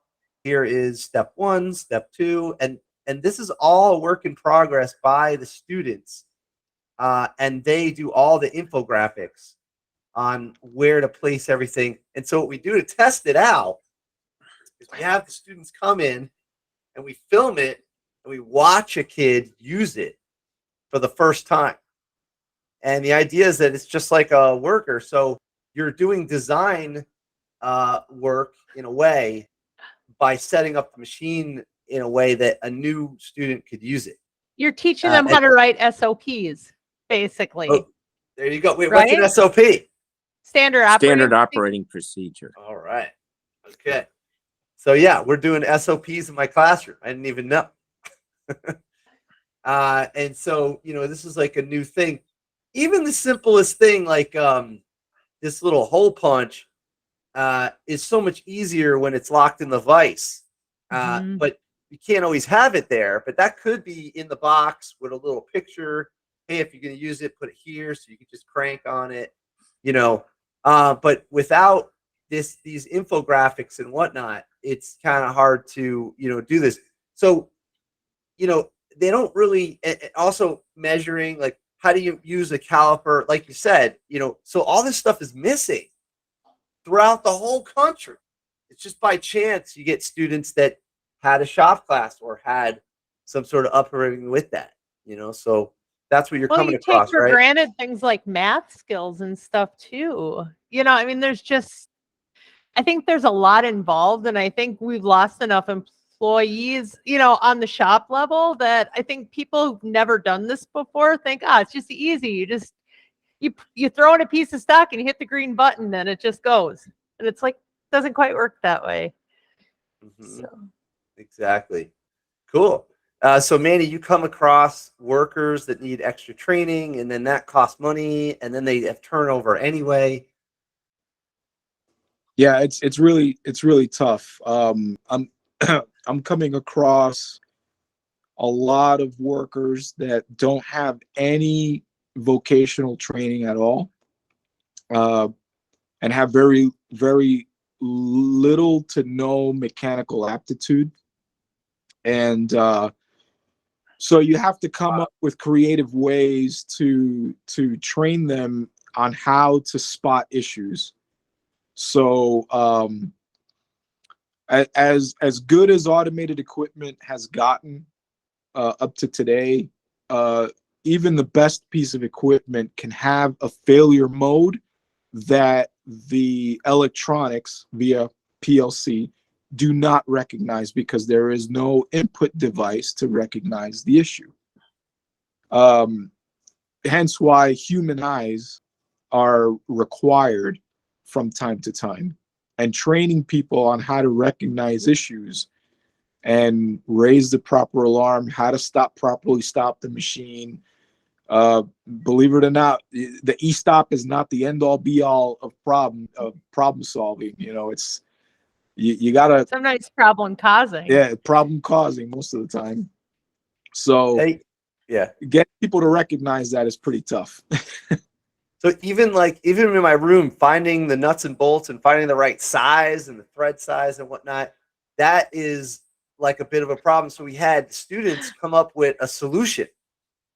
We're like, okay, well, how do you identify a bolt? Because they're clueless, and this is one of the, it takes me hours. I have to shovel. I have to send a kid over there and then shovel through. Really and I'm good. like, yeah. Now I didn't print any of this stuff out. I didn't make any of this stuff, and they made little checkers, and they thought, because they have to do so, I have to have a new user actually use this stuff, and so because of it, they're thinking, well, how is this going to work? It's got to be super obvious. Even when you walk in the room, you don't even know where the nuts and bolts are. So they put up a big sign. I didn't know they were going to do that. It looks like Home Depot now, Yeah. There's an aisle, and then the caliper too. How do you use that? I love that they have to scan the QR code to check it out. Was that what? That's part of it, but I made it a requirement that it's got to work even if the internet doesn't work. Okay. Because that thing doesn't work sometimes, So this is their little system they came up with. A group of students worked on it together, and then I think they actually have it coordinated. So once you pick out your, your spot, then you can find the nut and bolt based on like information on the door. The door has, once you've done your checker, then it gives you a draw number, and then you go to the draw, and then now even in the draw, I think it has another extra checker in it. That one is not. That's like a junk draw, but they do have. I think they do an actual example. This is crazy cool. It's like you have a tool crib set up for them, because a lot of shops, they have the tool crib. You go get your fasteners, you go get your stuff, whatever you need. This is great. So are they pretty good about putting stuff back? Well, so if they don't, the system doesn't work then. So then there's a flaw. We'll find out. Like if someone doesn't put something back, we'll then talk to the creator of the system and say, hey, why do you think they did that? Or we'll even ask the person who, let's say they dump something on there or they don't put something back. We'll even ask them, why did you do that? Oh, I didn't know I had to put it over here. Okay, well, what if you had a bigger sign or whatever? So we'll usually ask somebody that makes the error, Right. and it's constantly being improved. But so Manny, do you have to do this for your machines? Yes, very much so. So, I'll use the example that I talked to you about when you came to visit. So the electronic HMI, human machine interface, on a particular piece of equipment that I designed for my former employer, that's where I started putting this in practice. And what it originally started life out as was extremely complicated. The machine in itself is pretty dang complicated, and there's a lot of functionality. So you just had a screen with a bunch of tags that we could just call them buttons for simplicity's sake. And they would just be named all these different things, like a vertical slitter or web brake and all this. And you walk in there off the street and you're reading all these things, and it's like, I don't even know what any of this crap is. What is this? I don't know. What are these names? Well, I don't know. How do I correlate a name with a thing that's on the machine? Can't even get that far, right? So I was like, okay, I got it. So a little trick that I learned from my European designing friends, they have to sell equipment in Europe and multiple different languages. Well, forget about making all your tags in different languages. Make it all pictures. Make it simple. So got rid of all the buttons, and then the home screen on the HMI was just a picture of the machine from the operator's perspective. So the operators, we go through and training them, what all the different things are on the machine, and they retain maybe 20% of what we teach them as far as the operation is concerned. So the HMI serves as kind of training wheels for them at that point. So they say, oh, I need to make this spinny thing over here move. How do I do that? Well, just go to the picture of the machine and touch the area. You touch it and then it blows it up. Then it'll show you more detail. It's like, oh, this is the thing that I want to turn on. We'll just touch it. Boom, there it goes. It's on now. And if there's a problem, it'll highlight the area, and then there'll be a text balloon that comes out projecting from that highlighted area, okay, explaining what all the issue is. So something as simple as, I opened the guard door while the machine is in operation, which triggered an emergency stop. The operator may be confused, like, oh my gosh, what did I do? All right, we'll go to the HMI. The picture will show a highlighted area, and a text will come out very simply explaining emergency stop due to, this whatever quadrant door was opened. And then it'll tell you how to fix the problem step by step. Go here, go there, reset this, close the door, reset this, hit this button. You're good. Okay. And it just made it so much easier for people to get it. I got called over there less often. Maintenance got called over there less often because people could just figure it out. Wow, no kidding. Yeah. That's awesome. Did you And come I up? didn't come up with that. I that was something that I picked up from European designers, but I kind of took it a little further because they didn't, most of the ones that I ever saw didn't have full blown out work instructions that were associated with the pictorials. So I just merged both of those things to make it easier for the operators. Chris, did you come across not just design for manufacturing, but designing the machine so that workers can use it with multiple skill levels? Yes, yes. Um, You got any we examples for us? basically, I would design, just like how Manny said, with the interface, kind of graphically driven. And I always, so it'd be easy memorization for the operators. I always told them the color green means go, because when you drive your car, you go at the light. When you want to stop, it's red, stop. And I would do all the graphics just like that. So even if the person came from a foreign country or Europe, they knew those colors. So, That's right, cool. that's all part of the ergonomics and for visual learning and tracking and yes. I mean, I think CE's adapted some of that too now, right? If for a machine to be CE certified, like the Yes. cycle, the energization buttons usually blue. Yes. And so they have, I mean, there's a standardization for a lot of that now. Right. I mean, pneumatic machines, they have to have automatic dump valves. Otherwise, your hands will get caught in the actuator. You have somebody screaming there. So, it all has to meet code compliance, right? Yes, exactly. Light curtains. And yeah, the light curtains were big. I showed Ron, some things I did for Black & Decker and things. We always had light curtains because with regular buttons, and Manny knows this too, people are pretty creative with chewing gum and clips on making the machine always go. But it's very hard with a light curtain. You can't stretch the bubble gum, to make the light curtain not work. So you just remind me, I had to tell you like the best prank. Yeah. And it was a relatively harmless prank, but it was an annoying prank. I used to work at a company that had a laser bed. And so I ran a 43-foot by 13-foot laser. It was a big one. It had a nest that you rode on, but it had a light curtain. So if you walked in front, the beam would shut off, right? And the nest would stop, and so you didn't get crushed to death. But you'd take a little piece of clear cellophane or tape and put it near the bottom of the light curtain.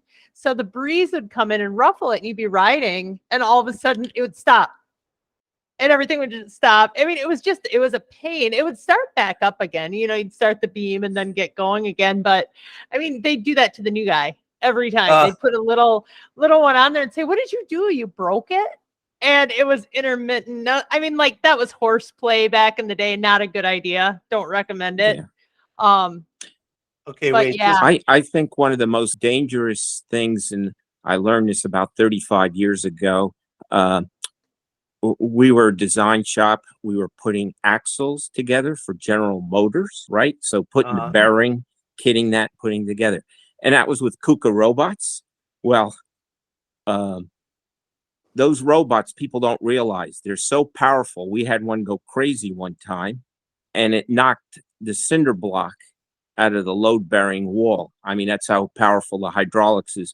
So we always make sure if we're going to send out a machine, that it's caged and that the floor mat, feels the weight, that there's somebody in that cage, and that, robot can't activate or even go on automatic cycle run because, you can kill somebody. Yeah.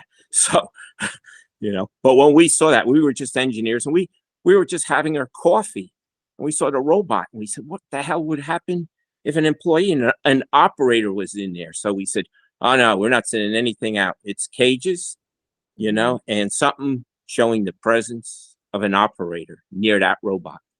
Well, even the new press brakes are double thumb it's a double thumb requirement for most press brakes to make sure your hands are not anywhere near the press brake. Yeah. And I mean, a lot of really a lot of the new safety gadgets they have are amazing. The saw Yeah. stop's amazing. Like I think Yeah, saw stops cool. Yeah. But just to I be, think a lot of yeah. us have 5 digits because of some of those things. So Let me just jump in. To be fair, I didn't know what a light curtain was until now. So for the layman's out there, this is like literally lasers. Yeah. and you're not usually seeing that red beam. That's You can No, buy 'em. that's the cartoon, that's so the people cartoon. understand what's going on. That's pretty cool. And you could set this up in your classroom, and then you could have it kill the machine. It's a I cool just There you go. realized. I just realized. You're a fast learner. something. You probably have seen a light curtain. You don't realize it. Do you have an electric door opener? Oh yeah, of course. So if it's going down and you step in front of it, and then So all you of a have sudden it to, goes like, back up, you have it's to- kind of a form of a light the curtain. cat step over the UV light on the ground. It's only about a foot off the ground. So if you could just go over that but duck the door, you could get through your garage. Yeah, and probably get a concussion in the process. Yeah. I'm just Garage door opener concept is a single beam, whereas a light curtain is a multi-beam array. right. I can't get around it. But We'll have same to kind do of this. concept, right? Like, have you ever, like, your Right. garage door's not opening and you realize there's like a leaf right in the corner of the garage? And like, I always tell the boys, I'm like, don't try to align anything. It's probably a leaf or something. And it usually is. This is cool. This is a pretty cool thing. So let me So give you yeah, go ahead. a little anecdote about what I had to do at the place that I was just at. So the operators would take note of what the mechanics would do whenever they go in and repair a machine on the fly. The mechanics all had their little tricks. So if a guard door had an interlock, I'll go one further. A coated magnetic interlock, which means I can't just take a magnet or a similar interlock magnet and hold it to the receiver to bypass it. It has to be that magnet with that receiver. It's specifically coated, right? So they would unbolt the magnet, put it on the receiver, keep the door open so that they could work on it while it's in motion. Okay. Wow. So the mechanics, I wouldn't give them too much crap about it because they know what they're doing. It's not really my responsibility if they get hurt. They know what they did wrong. If whatever. If their supervisor wants to make a shit show out of it, they can. But I'm like whatever. So the operators see what's going on though. So then when the mechanic leaves and the operators think, oh, I can do this. So then they go and do the same thing, and I see it happen. And I'm like, oh no. It happened way too often. So what I did was I screwed everybody up. I put light curtains in behind the physical guards. So even if you bypass the guard, as soon as you go in there, it trips the machine off. It's like, oh, what'd you do? I was like, I screwed you up. Can't do it no more. To be fair, though, you should have a maintenance mode because there are some things you have to have the machine run. Like if you're working on a mold and you're just cleaning up or you're doing venting or something where you're just kissing the top of the parting line, yeah, you can look through the window, but it's most of the time you're going to want your head, you dike them everything and you kiss off the top. All the machines have a maintenance mode that you need a special key to override the safeties to do that. That's right. Yeah. But you have to do that. It's at most plants, it's a big deal. If it's if the machine is in operation, you have a crew working there, you got to go get the shift supervisor, the maintenance supervisor. You got to get everybody away from the thing. Okay, here's the key. And it's like walking the nuclear football over to the machine and the whole deal. And the mechanics, they're like, yeah, I don't want to do all that. I'm just going to do it this way, Well, it's kind of like along the vein of lockout, tagout, right? Yeah, like lockout, when you do a tagout. they take it pretty seriously because it's kind of their butts if they don't. But Right. yeah, it's usually a big deal if you have to lock out. It was a requirement when we in the mold rooms, if we were going to go do any like real quick polish work on some of the silicone molds, if there was a blemish or something, they'd have the tool maker climb into the plastic injection molding machine with platens this big, but it was always lock it out, tag it out, everything's de-energized, you know, because if that closes, there's nothing left of you. Yeah. So Jenny, if you ever want to work on a teenager proof design, oh geez, I don't know, is there for such a thing? Well, let me tell you. So there's two levels of abuse in this world, and from my perspective. There's teenager abuse. The only thing higher of abuse level would be like the DPW workers, you know.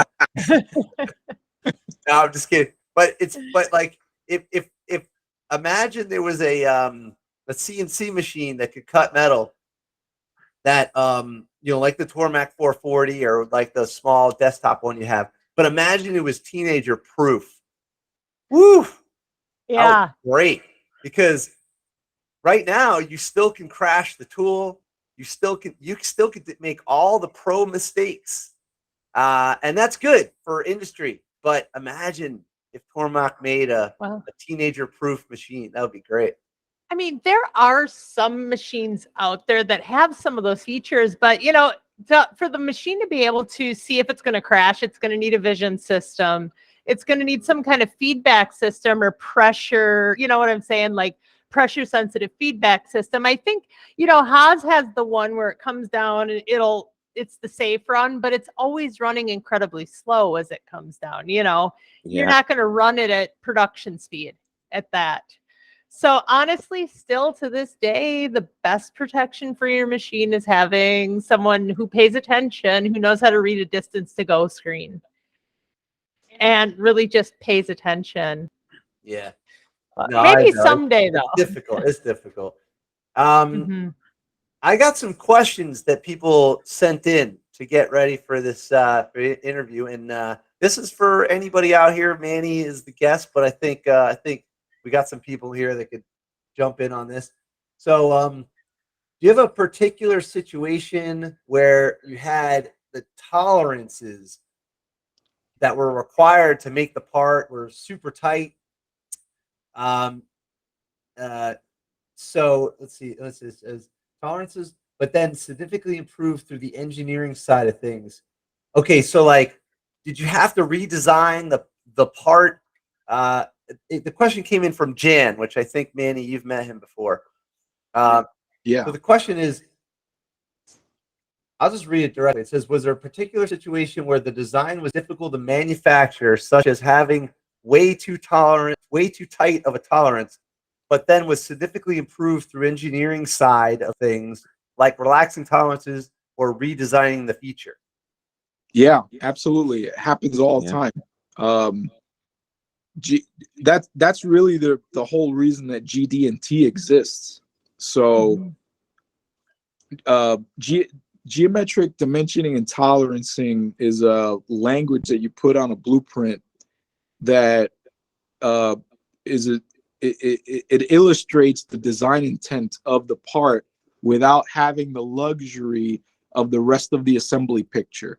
So I could take any one part, take the specs for that part, and with the information on that sheet with the GD&T, I can determine what all the important interfaces are and how and what the intended use of the part is.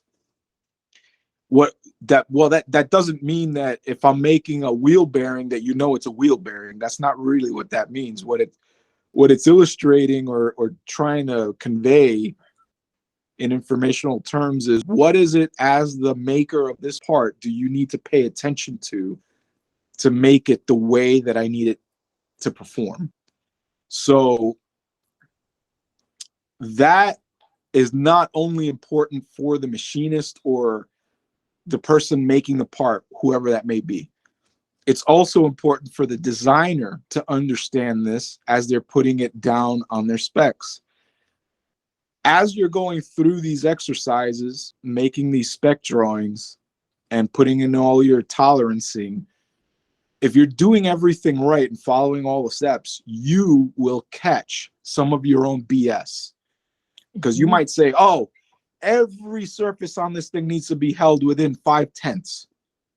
Well, if you go through all of your GD&T methodology, you'll find out that maybe one surface is really important. The rest of it is packaging, you know? So it's not just important for the person making the part, it's also important for the person designing it too. Well, and it can make a huge difference on the price tag of the end part, because if you call out those tolerances, those are expected, and you call it out 100%, those will be measured every time. I've had engineers, I've sent them back and just kind of sat them down and said, look, this is clearance for a socket head cap screw for the back of a cavity block. And I said, you have it plus or minus 1/10. They're like, well, just make it the way I told you to. I said, okay, but I have to bore gauge all of those and it's clearance. So it doesn't matter if I'm 50 thou over or right dead nuts. I'm like, it's a clearance pocket that, and so trying to explain to people that you can over tolerance things and it can cost, it can add significant cost to what you're trying to make. And the same thing with, is the part aesthetic or is it functional? Because I've seen where we're making a surgical tool. It's nothing more than a handle for the surgeon to put his hand around. It says plus or minus 2/10. And the reason for that is that the instructor in the SolidWorks class didn't say, hey, you got to go back in and edit real tolerances, not what the machine already prints out. Meaning in SolidWorks, it's going 4 places, 5 places, you got to put in the right tolerance, So obviously for a handle on something, it doesn't matter if it's plus or minus a 32nd of an inch out, right? So. And just so people follow to Jenny's point on cost, right? Right, exactly. It's knowing what's important and what's not. Yes. And, they don't teach tolerances, even though language and math and history, these are all required in high school. They don't teach the word tolerance. People know what tolerance is, like, oh, okay, I tolerate my friend even though he's a Yankee fan and not a Mets fan or whatever. But the distance in between the parts, before it's useless, allowable variations, surface finish. Yeah, and you said the finish too? Yeah, I mean, how many tool marks are allowed per inch? They have gauges that are visual only, but you look at it and say, okay, this is a matte finish, but this is a grind finish, or this is a mill finish, or a blanched. And if you're polishing something, you probably know this, like if you polish something, it's got to be that finish if it's called that. Sure, you run it on a profilometer. If it's for a mold, it can be an 8 polish finish. And you have to understand what that is and the cost of it, right? Yep. Yeah, not everything is high gloss because, not every part needs high gloss. And if you're a surgeon and you're holding those scissors and someone called out for gloss because they like the way it looked, he could be dropping those surgeries in your abdomen. You never know. So I've been in the same meeting with many of fights, getting down to being just downright belligerent at times between machinists and engineers. And I would say that I honestly can't think of one single time that the machinist was at fault for the argument. Maybe I'm biased, but I'm just trying to shoot it down the middle. I'm always like a fly on the wall when things go sideways like that, because it's like, well, we need to end this conversation and start over from a different angle because we're not going to get anywhere. But it's just the machinist is just trying to say, hey, trying to save you. Kind of crazy. Can you just chill the freak out a little bit? And the engineer's like, he or she is up on her high horse saying, I'm the one with the degree, damn it. Make it the way I told you to make it. I've been told that. I've been told by people I have. Actually, this has happened not only to me, but another guy, almost the exact same. We were colleagues, different shops. Materials. When you're a machinist or a tool maker, you learn materials. You learn all the different phases of materials and they go through heat treat. Like some metals, to get to their end characteristic, you put them in an oven. So I don't know if, for the layman out there, but if you put a flat or a sharp corner in anything, in a cavity, anything like that, you send it out to heat treat, you have now weakened, you've created stress points in the bottom of that pocket or whatever. And I had one guy, and it was funny because I had a colleague that I worked with before, and he had the same thing happen, telling the engineer, look, we should probably put a radius here. That's going to go out to heat treat. It's going to come back in 3 pieces. And it's like, no, I'm the engineer. You're just a machinist. I'm going to send it. And you come back with this block of steel with 3 weeks worth of work in it. And, that block of steel probably cost about, 6-7 grand. And you can't just super glue that stuff back together. Yeah. So it's kind of funny. I mean, most of us don't actually hate engineers, but it's pretty tongue in cheek. There's always that, you do what I tell you to do, and at some point you just say, okay, sign off on it. Yeah, So, Cool.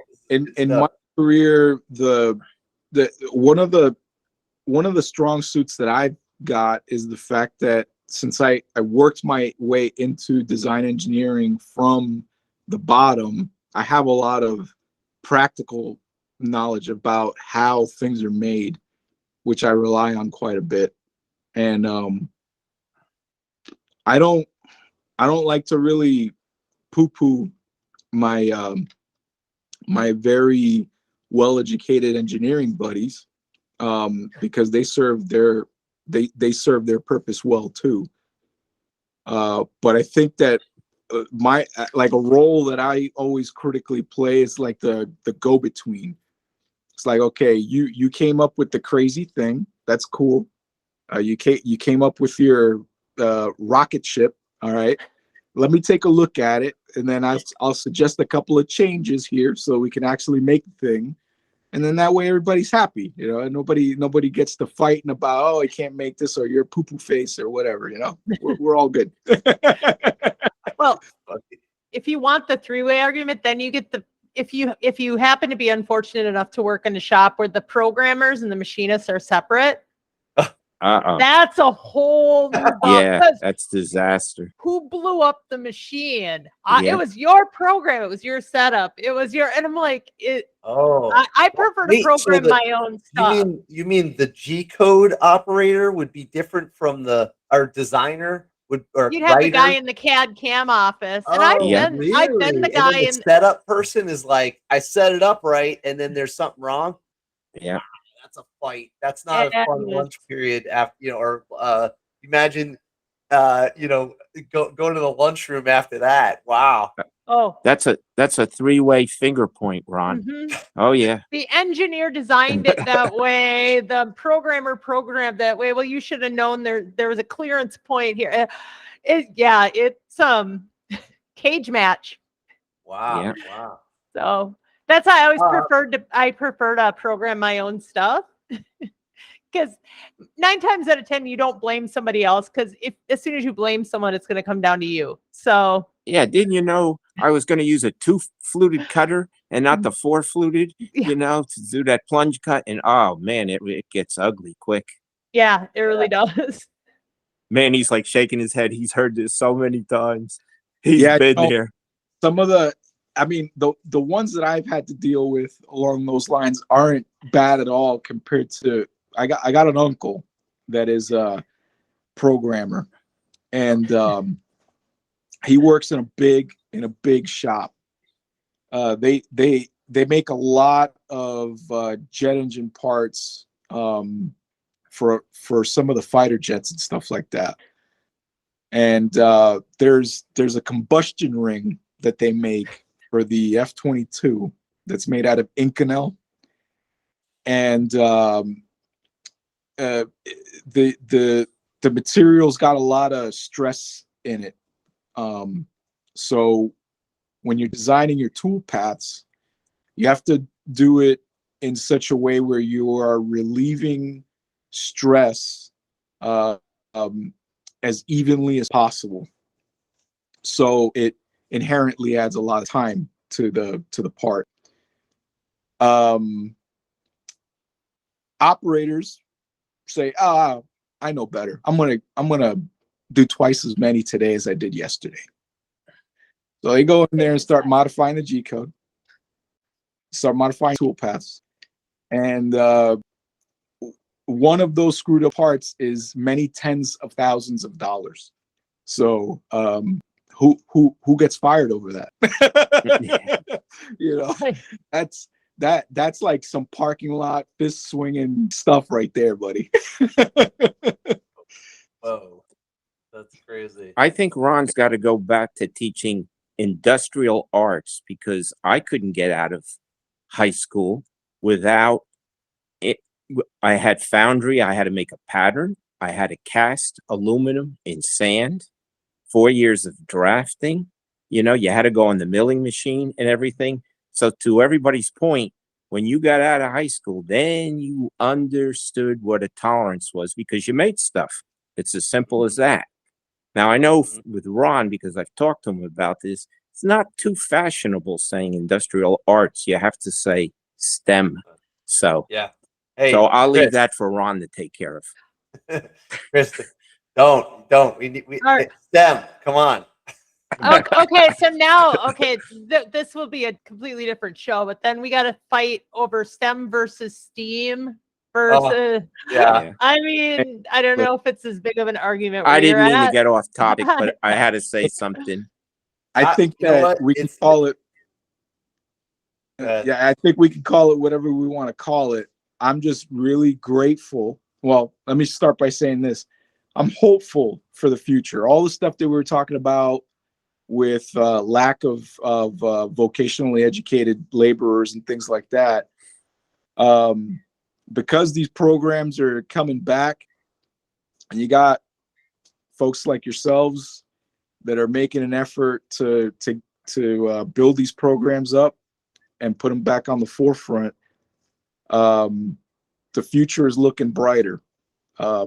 We're in dark times, but I think it's going to get better. Cool. Yeah, totally. You know what? Though, there's so much hope because there's shop. Anybody who's in the shop teaching business right now is not doing it for the paycheck. So I'm just saying that. I mean, I think you guys really are wanting to help the next generation and inspire them. Yeah. I mean, I'm on year 18, so it's starting to pay better. But yeah, I mean, it's the whole thing that keeps me there is like it's so much fun. You get The to like build energy. stuff and learn stuff. These guys are in it, Duke and I didn't introduce Nick. Nick is a high school shop teacher in upstate New York, and he also is a fireman too. They are so into it, man. They got so many cool projects going on and whatnot. It's awesome. Let me get before we end because we've covered a lot and we're kind of over the time now. But I'd like to ask just like one or two more questions. Are there examples of design for manufacturing that helped improve your manufacturing? So how do you what would be your approach to getting the product to be ready for manufacturing? Is there I guess it wouldn't be like a general, but maybe you could touch on that. I'm a little fuzzy on what the exact statistical number is, but it's some crazy number like 80% or 70% or something like that of your potential future profitability on any product is directly tied back to your design for manufacturability. If you don't get that's correct. If you don't get that right at some point, you don't have to get it right from the beginning, but you have to iterate to get to a place where you can be profitable. If you get it first right out of the gate, good for you. But if you're gonna be stagnant on it, you might as well just shut the doors and go home and do something else because it ain't gonna work out. Yeah. So I guess a good example of this, I'm not sure if it's a good example, but it seems to be working out, is the Tesla is starting to make entire subsections of their car in one casting rather than several welded parts together. But in order to do this, they had to ask a company to even tackle a casting this large and this strong. Wow. Oh yeah. So I think they dropped something like 70 or 170. I don't remember. But just imagine they dropped an incredible amount of robots. So I don't want to spend too much time on the video, but it's a sheet metal part. Okay, here's their injection molding process. Obviously, this is like a overview, but let me get to the actual part. It's kind of like almost like the rear hip, but basically the rear frame that carries your suspension and whatnot. That is made out of one casting now. Yeah, there we go. I dug in on this a little bit, pretty deep there, Ron. But Okay. I can't remember the number of stampings that it replaced. It's specifically for the Model 3 is where they started it. But that one rear casting replaced tens of stampings. It was a pretty big number, for just on the unibody stampings. So they've got one for the front, they've got one for the rear. The rear one accounts for more savings because the front one was just an expansion of the already existing cradle. But the savings overall are really, really big. It's so significant that Tesla, with their manufacturing methodology and the advancements that they've made in that area, have everyone else over a barrel. There's no one else that's coming close to the profitability that they've achieved per unit. Even though they are, a startup car company, but Yeah. they've come a really long way in how they tackle these individual problems. It's crazy though too. Do you remember when like laser sintering or metal, powder sintering really started up? What was this, like early 90s or early 2000s, right around there when they really started where you do the powder and then the laser, like a 3D printer, but for metal. Mm-hmm. And I remember so many people saying, well, as a mold maker, does that scare you? And I'm like, why should it scare you? Well, it's going to replace mold making. And I'm like, no, it's going to augment it. And it did. You get the castings beforehand, but they're able to get water lines evenly distributed right across. So there's so many. I mean, just think about how many new processes. This is a really good example of that have creeped up in the last 5 years. Mm-hmm. Yeah, like a rising tide lifts all boats. This is not new technology. This is just simple metal.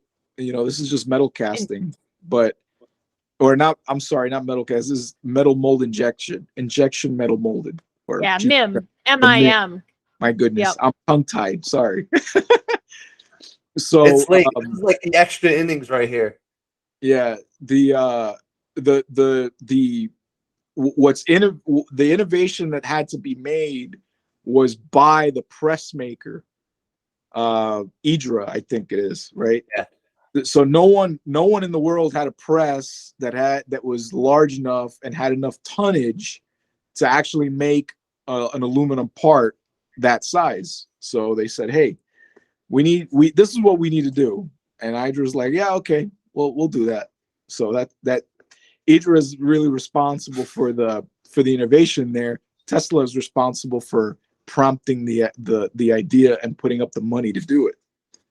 But I've got it right it took here. somebody brave enough to say, "I want it," to get it done. Yeah. So this is it right here. If you could see, there's multiple parts compared to just one part. Right. So there you go. On the left, there's all these different probably stampings that are all either spot welded together or welded together, whatever. And then it's like on the right, it's just one piece. And that's imagine, oh, here you go. You can even see it right Yeah. here. Just imagine how many machines you would eliminate by doing that. Yeah, it's tough even from the colored graphic that you showed above there. It's a little tough to really get a good idea of how many numbers of stampings are in there. You see a lot of colors in there, but there's a lot of layers that are built up to make all that stuff. Especially where you're tying into the rocker panels there, you're 3 layers deep. It's a lot of stuff. So is that a dedicated mold just for this? Yeah.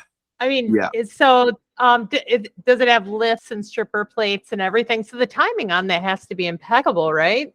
'Cause you can't really see what's going on. You don't really see the actual ejection of it. Do you on the video? Yeah. Let me. There's a lot of actually people show that- the thing being Oh yeah, the sequence of operations has to be on the money. All sensors, programs gotta be written that when one move gets executed, the next one, locks in. Oh yeah, absolutely. I'm wondering how many is it a regular screw delivery system then, or a hot tip, or multiple hot tips? You would think it'd have to be. Yes, I would think so. That would have to be like multiple hot tips. All of this stuff is revealed if you Use the go internet. to go to their actual website. They show you a lot of this stuff. I'm checking. This is pretty cool, actually. Yeah, cool, good. So they show the assembly, the design of it, how they installed it. Oh. Yeah. I'll just skip ahead for a sec. I know this is cool stuff, right? And it's massive. That's the thing. They're gonna make so many cars with this thing. Oh, holy crap. I mean, they're talking about making the bottom of the car in 3 pieces: front, middle, rear. Yep. Done. 3 parts. Bam, bam, bam. Done. If they could get road salt proof, I'd really appreciate it. Oh yeah. It's aluminum. Oh yeah. Yeah. Such. So But just- what got me so excited when I heard about that they were going to do this is that I don't remember if you remember a long time ago, Ron, I called you up one day and I said, hey man, how come nobody has ever thought of making a full-size vehicle the same way that they make a Hot Wheels? Yeah. It's just why the heck not? I think that's safety. I think it has to be able to collapse a little bit during an accident. Do you remember all that stuff in. Saturn, I'll the put old those Saturn? features in. You have to take what I said with a grain of salt. Of course, all that is to be taken in consideration, but just from a conceptual point of view, this is exactly what they're doing. They're metal mold injecting large sections of the car, exactly like you would die cast a Hot Wheel, right? Yeah. It's so cool. Okay. Let me see if there's another question. That was a good one. That led to a lot of stuff. Okay. What about 3D printing?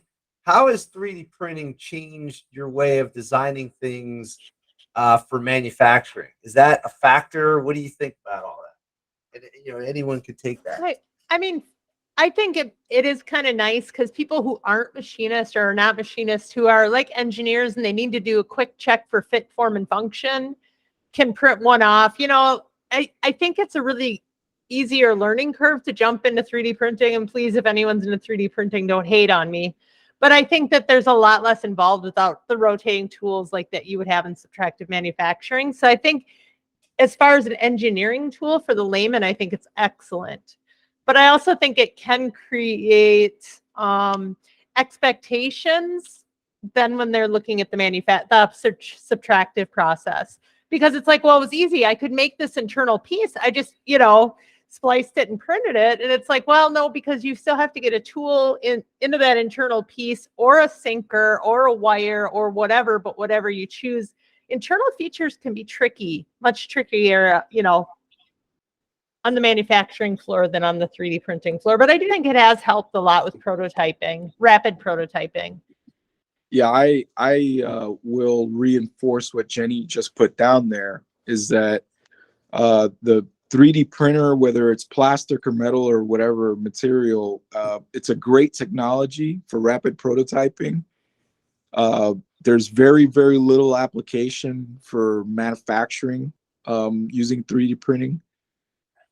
As 3D printing gets more advanced and lower cost, I think that that would kind of encroach on manufacturing and take some work away from deductive manufacturing methods that are conventional. But I think we're still a long way off from that. But to reinforce what you just laid down there, that I think that the novice engineer or the greenhorn engineer that's really into 3D printing prototypes and things like that, I've seen them, so they get into a lot of freaking trouble, and with that whole design for manufacturability deal. And I think that the increase in the need for EDMs in the last 20 years is probably all having to do with that fact right there.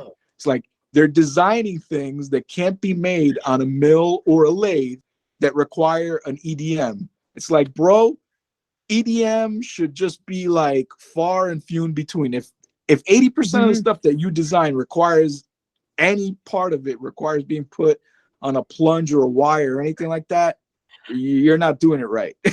You need a justification as to why that undercut really needs to go there. No, I completely agree, Manny.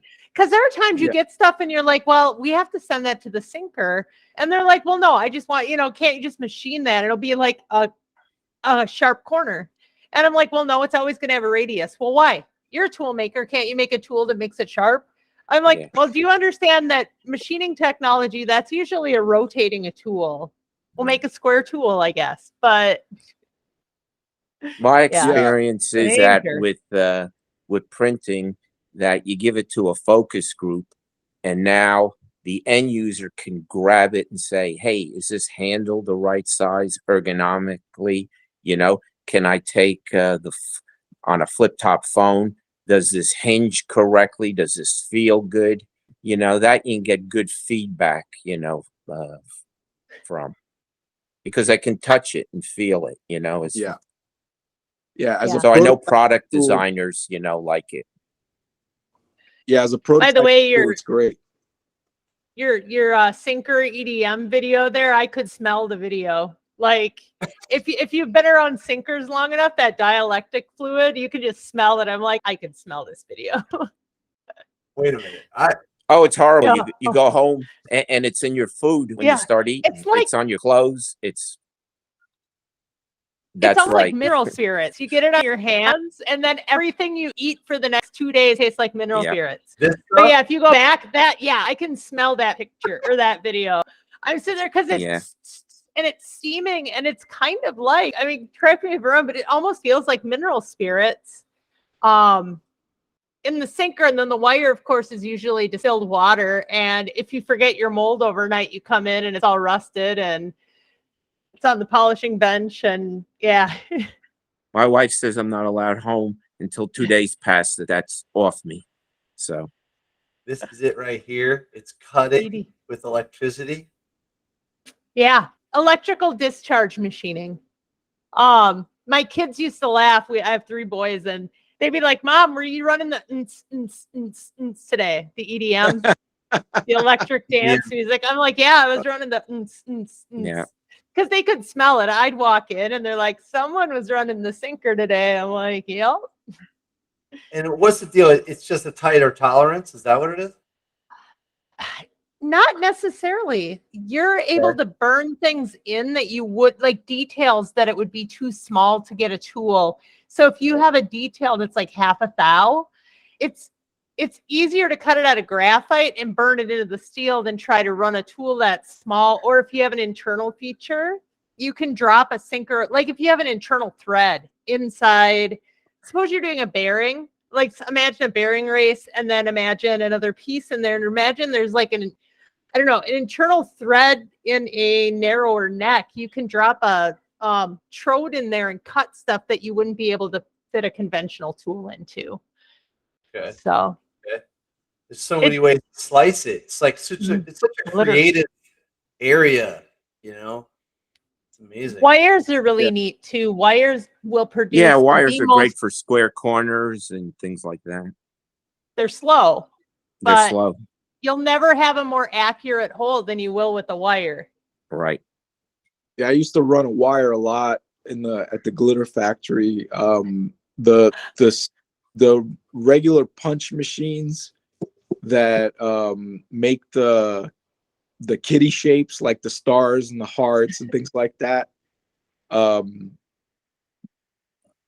Dies are all cut on an EM on a wire, because how would you machine, like, picture how big a glitter star is, like a 5-pointed star.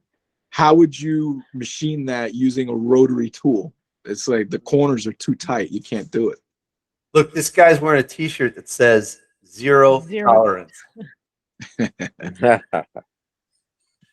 That means it's very expensive.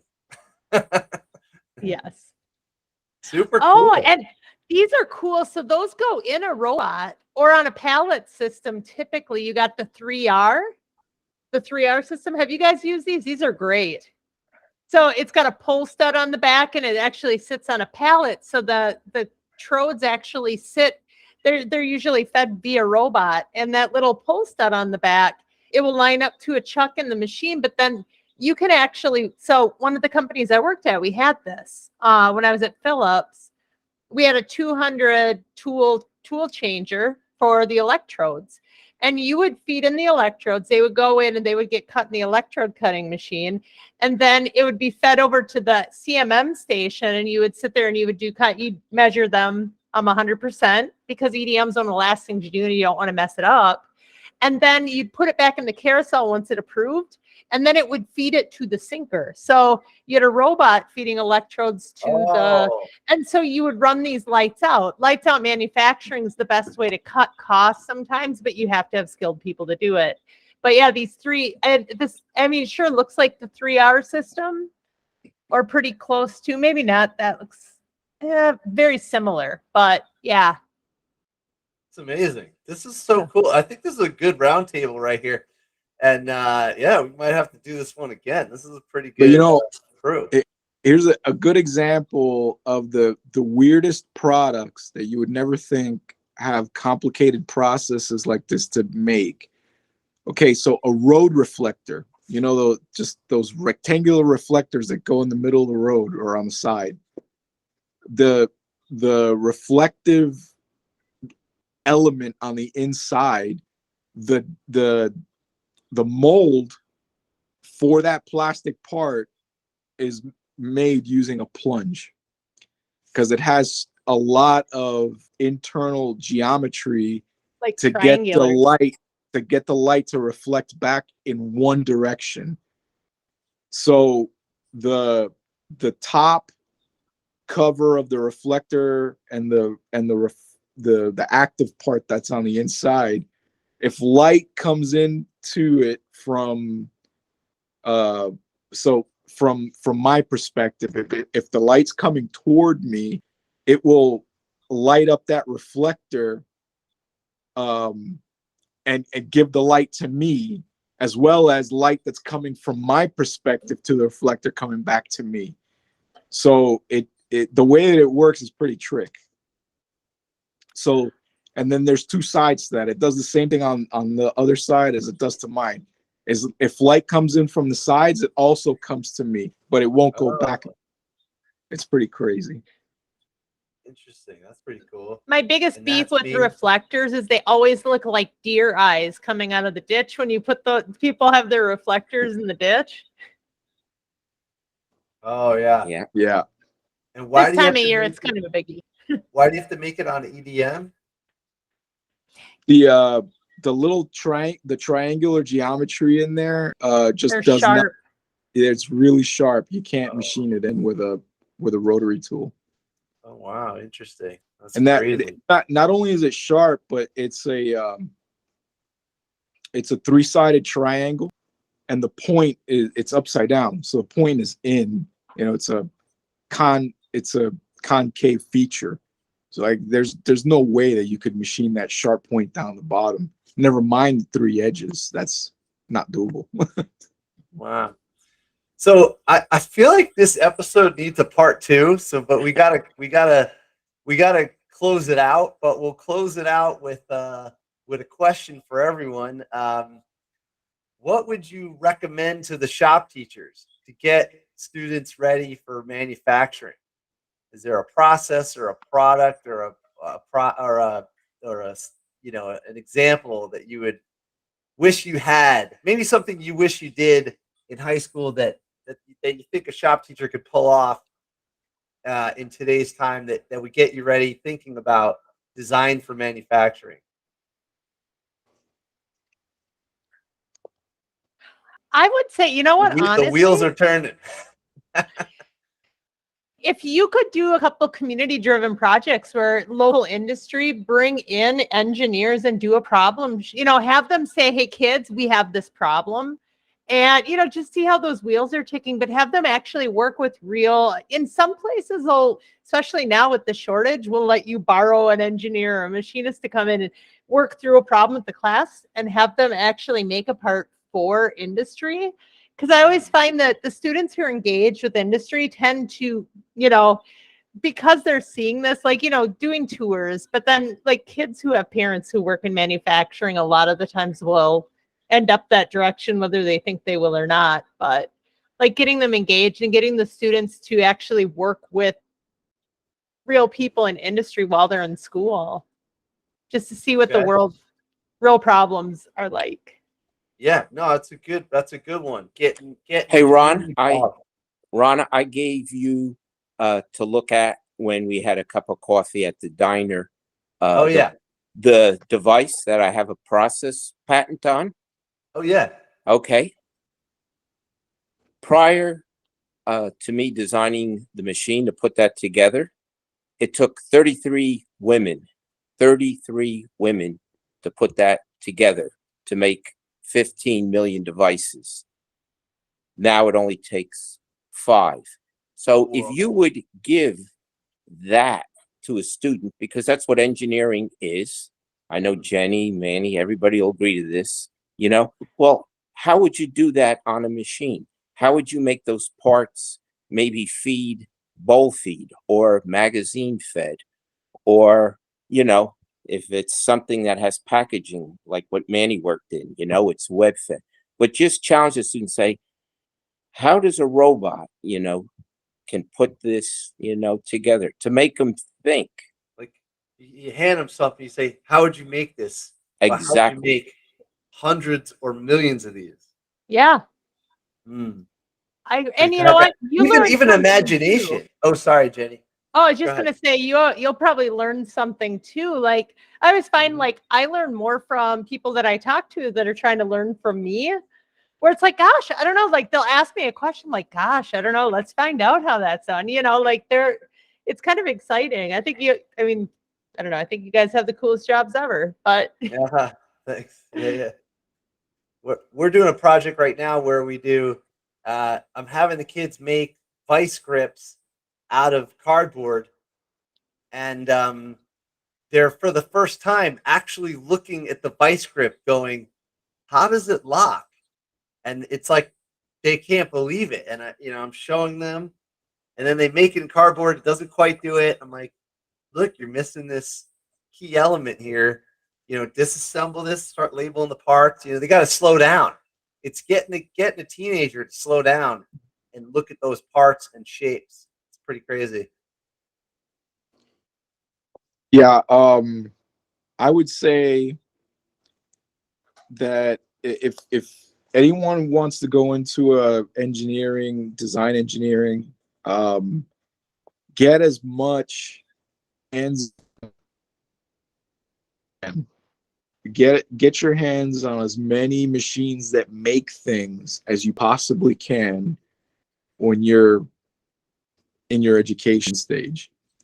And when you're designing things and putting your craft in practice, it's easy to say to use the KISS principle, right? But what does that really mean to someone that has never operated a milling machine or a lathe or any other simple, common piece of manufacturing equipment, what does that really mean? Well, simple could be, to somebody that doesn't know any better, simple could be, a 20,000 pound metal mold injected press. It's like, oh, that's not simple. That's like far from simple. So keeping it simple stupid really is relative to what you know. Right. And it is something, it's a term that we all use on the floor. I mean, it's hey, dude, why aren't you using the KISS method? But yeah, I mean, it can be, especially if you don't know what you're doing. I agree. Yeah. Cool. So if you got a lot of hands-on, and if you've got as much as you could, when you're designing something, try to design things around common manufacturing methods. Avoid the exotic stuff. And that's how you keep costs down. Exotic stuff is cool. Everybody wants to be a Rocketeer. Everybody wants to work for SpaceX, but we can't all do that. Some of us actually have to make money. Yes. Cool. All right. Yeah, this was pretty good. We should probably wrap it up there. Wow, it's already 10:45. This is a good. I think it was a good episode. The only one that has the speed is the terrazzo floor episode, and that was like 3 hours about epoxy floors. We were mesmerized. It's not our fault. But I think we should do part 2. I think design for manufacturing is probably super overlooked. In fact, there is a speech that Elon Musk gave. He said that I saw that. It yeah, was so good. The big thing that people don't realize is you could make a prototype. That's not the problem. The problem is, can you manufacture it and can you do it at scale with some sort of profit? I mean, I'm not quoting him exactly, but he's basically like, yeah, he's like the big separator between them and, let's say, a startup company is they're making more than one, and can you make like 10,000 cars a week at one factory? This is like, it's a big deal. So, Duke, you got anything? I feel like you're about to say something. What do you got? No, it's good. No. So, Yeah. no, real good. Yeah, it was fun, man. Nick, you want anything before we go? I'm good. Okay. In the shop, I think actually the shop teachers should take note because not a lot of us do assembly line stuff. We do a lot of like hand craftsmanship, or like even if someone learns a mill or CNC, that's great. But what about making more than one and optimizing? There are some people that do it. I know the wood shop does some like jigs. You got jig 1, you do an operation, bring it over to jig 2 where you run it, and jig 2, and that's cool. So design for, but I don't think the kids get a chance to optimize or change it. The creativity part is really the part, that's the fun part, so you got a baseline and then you make some sort of measurable improvement, that's kind of the cool part. All right. So, awesome. Shop Class Podcast. Got another one in the can. Thank you so much for joining. Manny, thank you so much. Jenny, you're welcome back anytime. Chris, Thanks for hosting, Ron. A new addition to the show. Awesome. And as always, we got Duke and Nick. So, all right, we're gonna end it there. Any last words there? Just thanks for having me on. Really enjoyed it. Awesome. Okay, see you.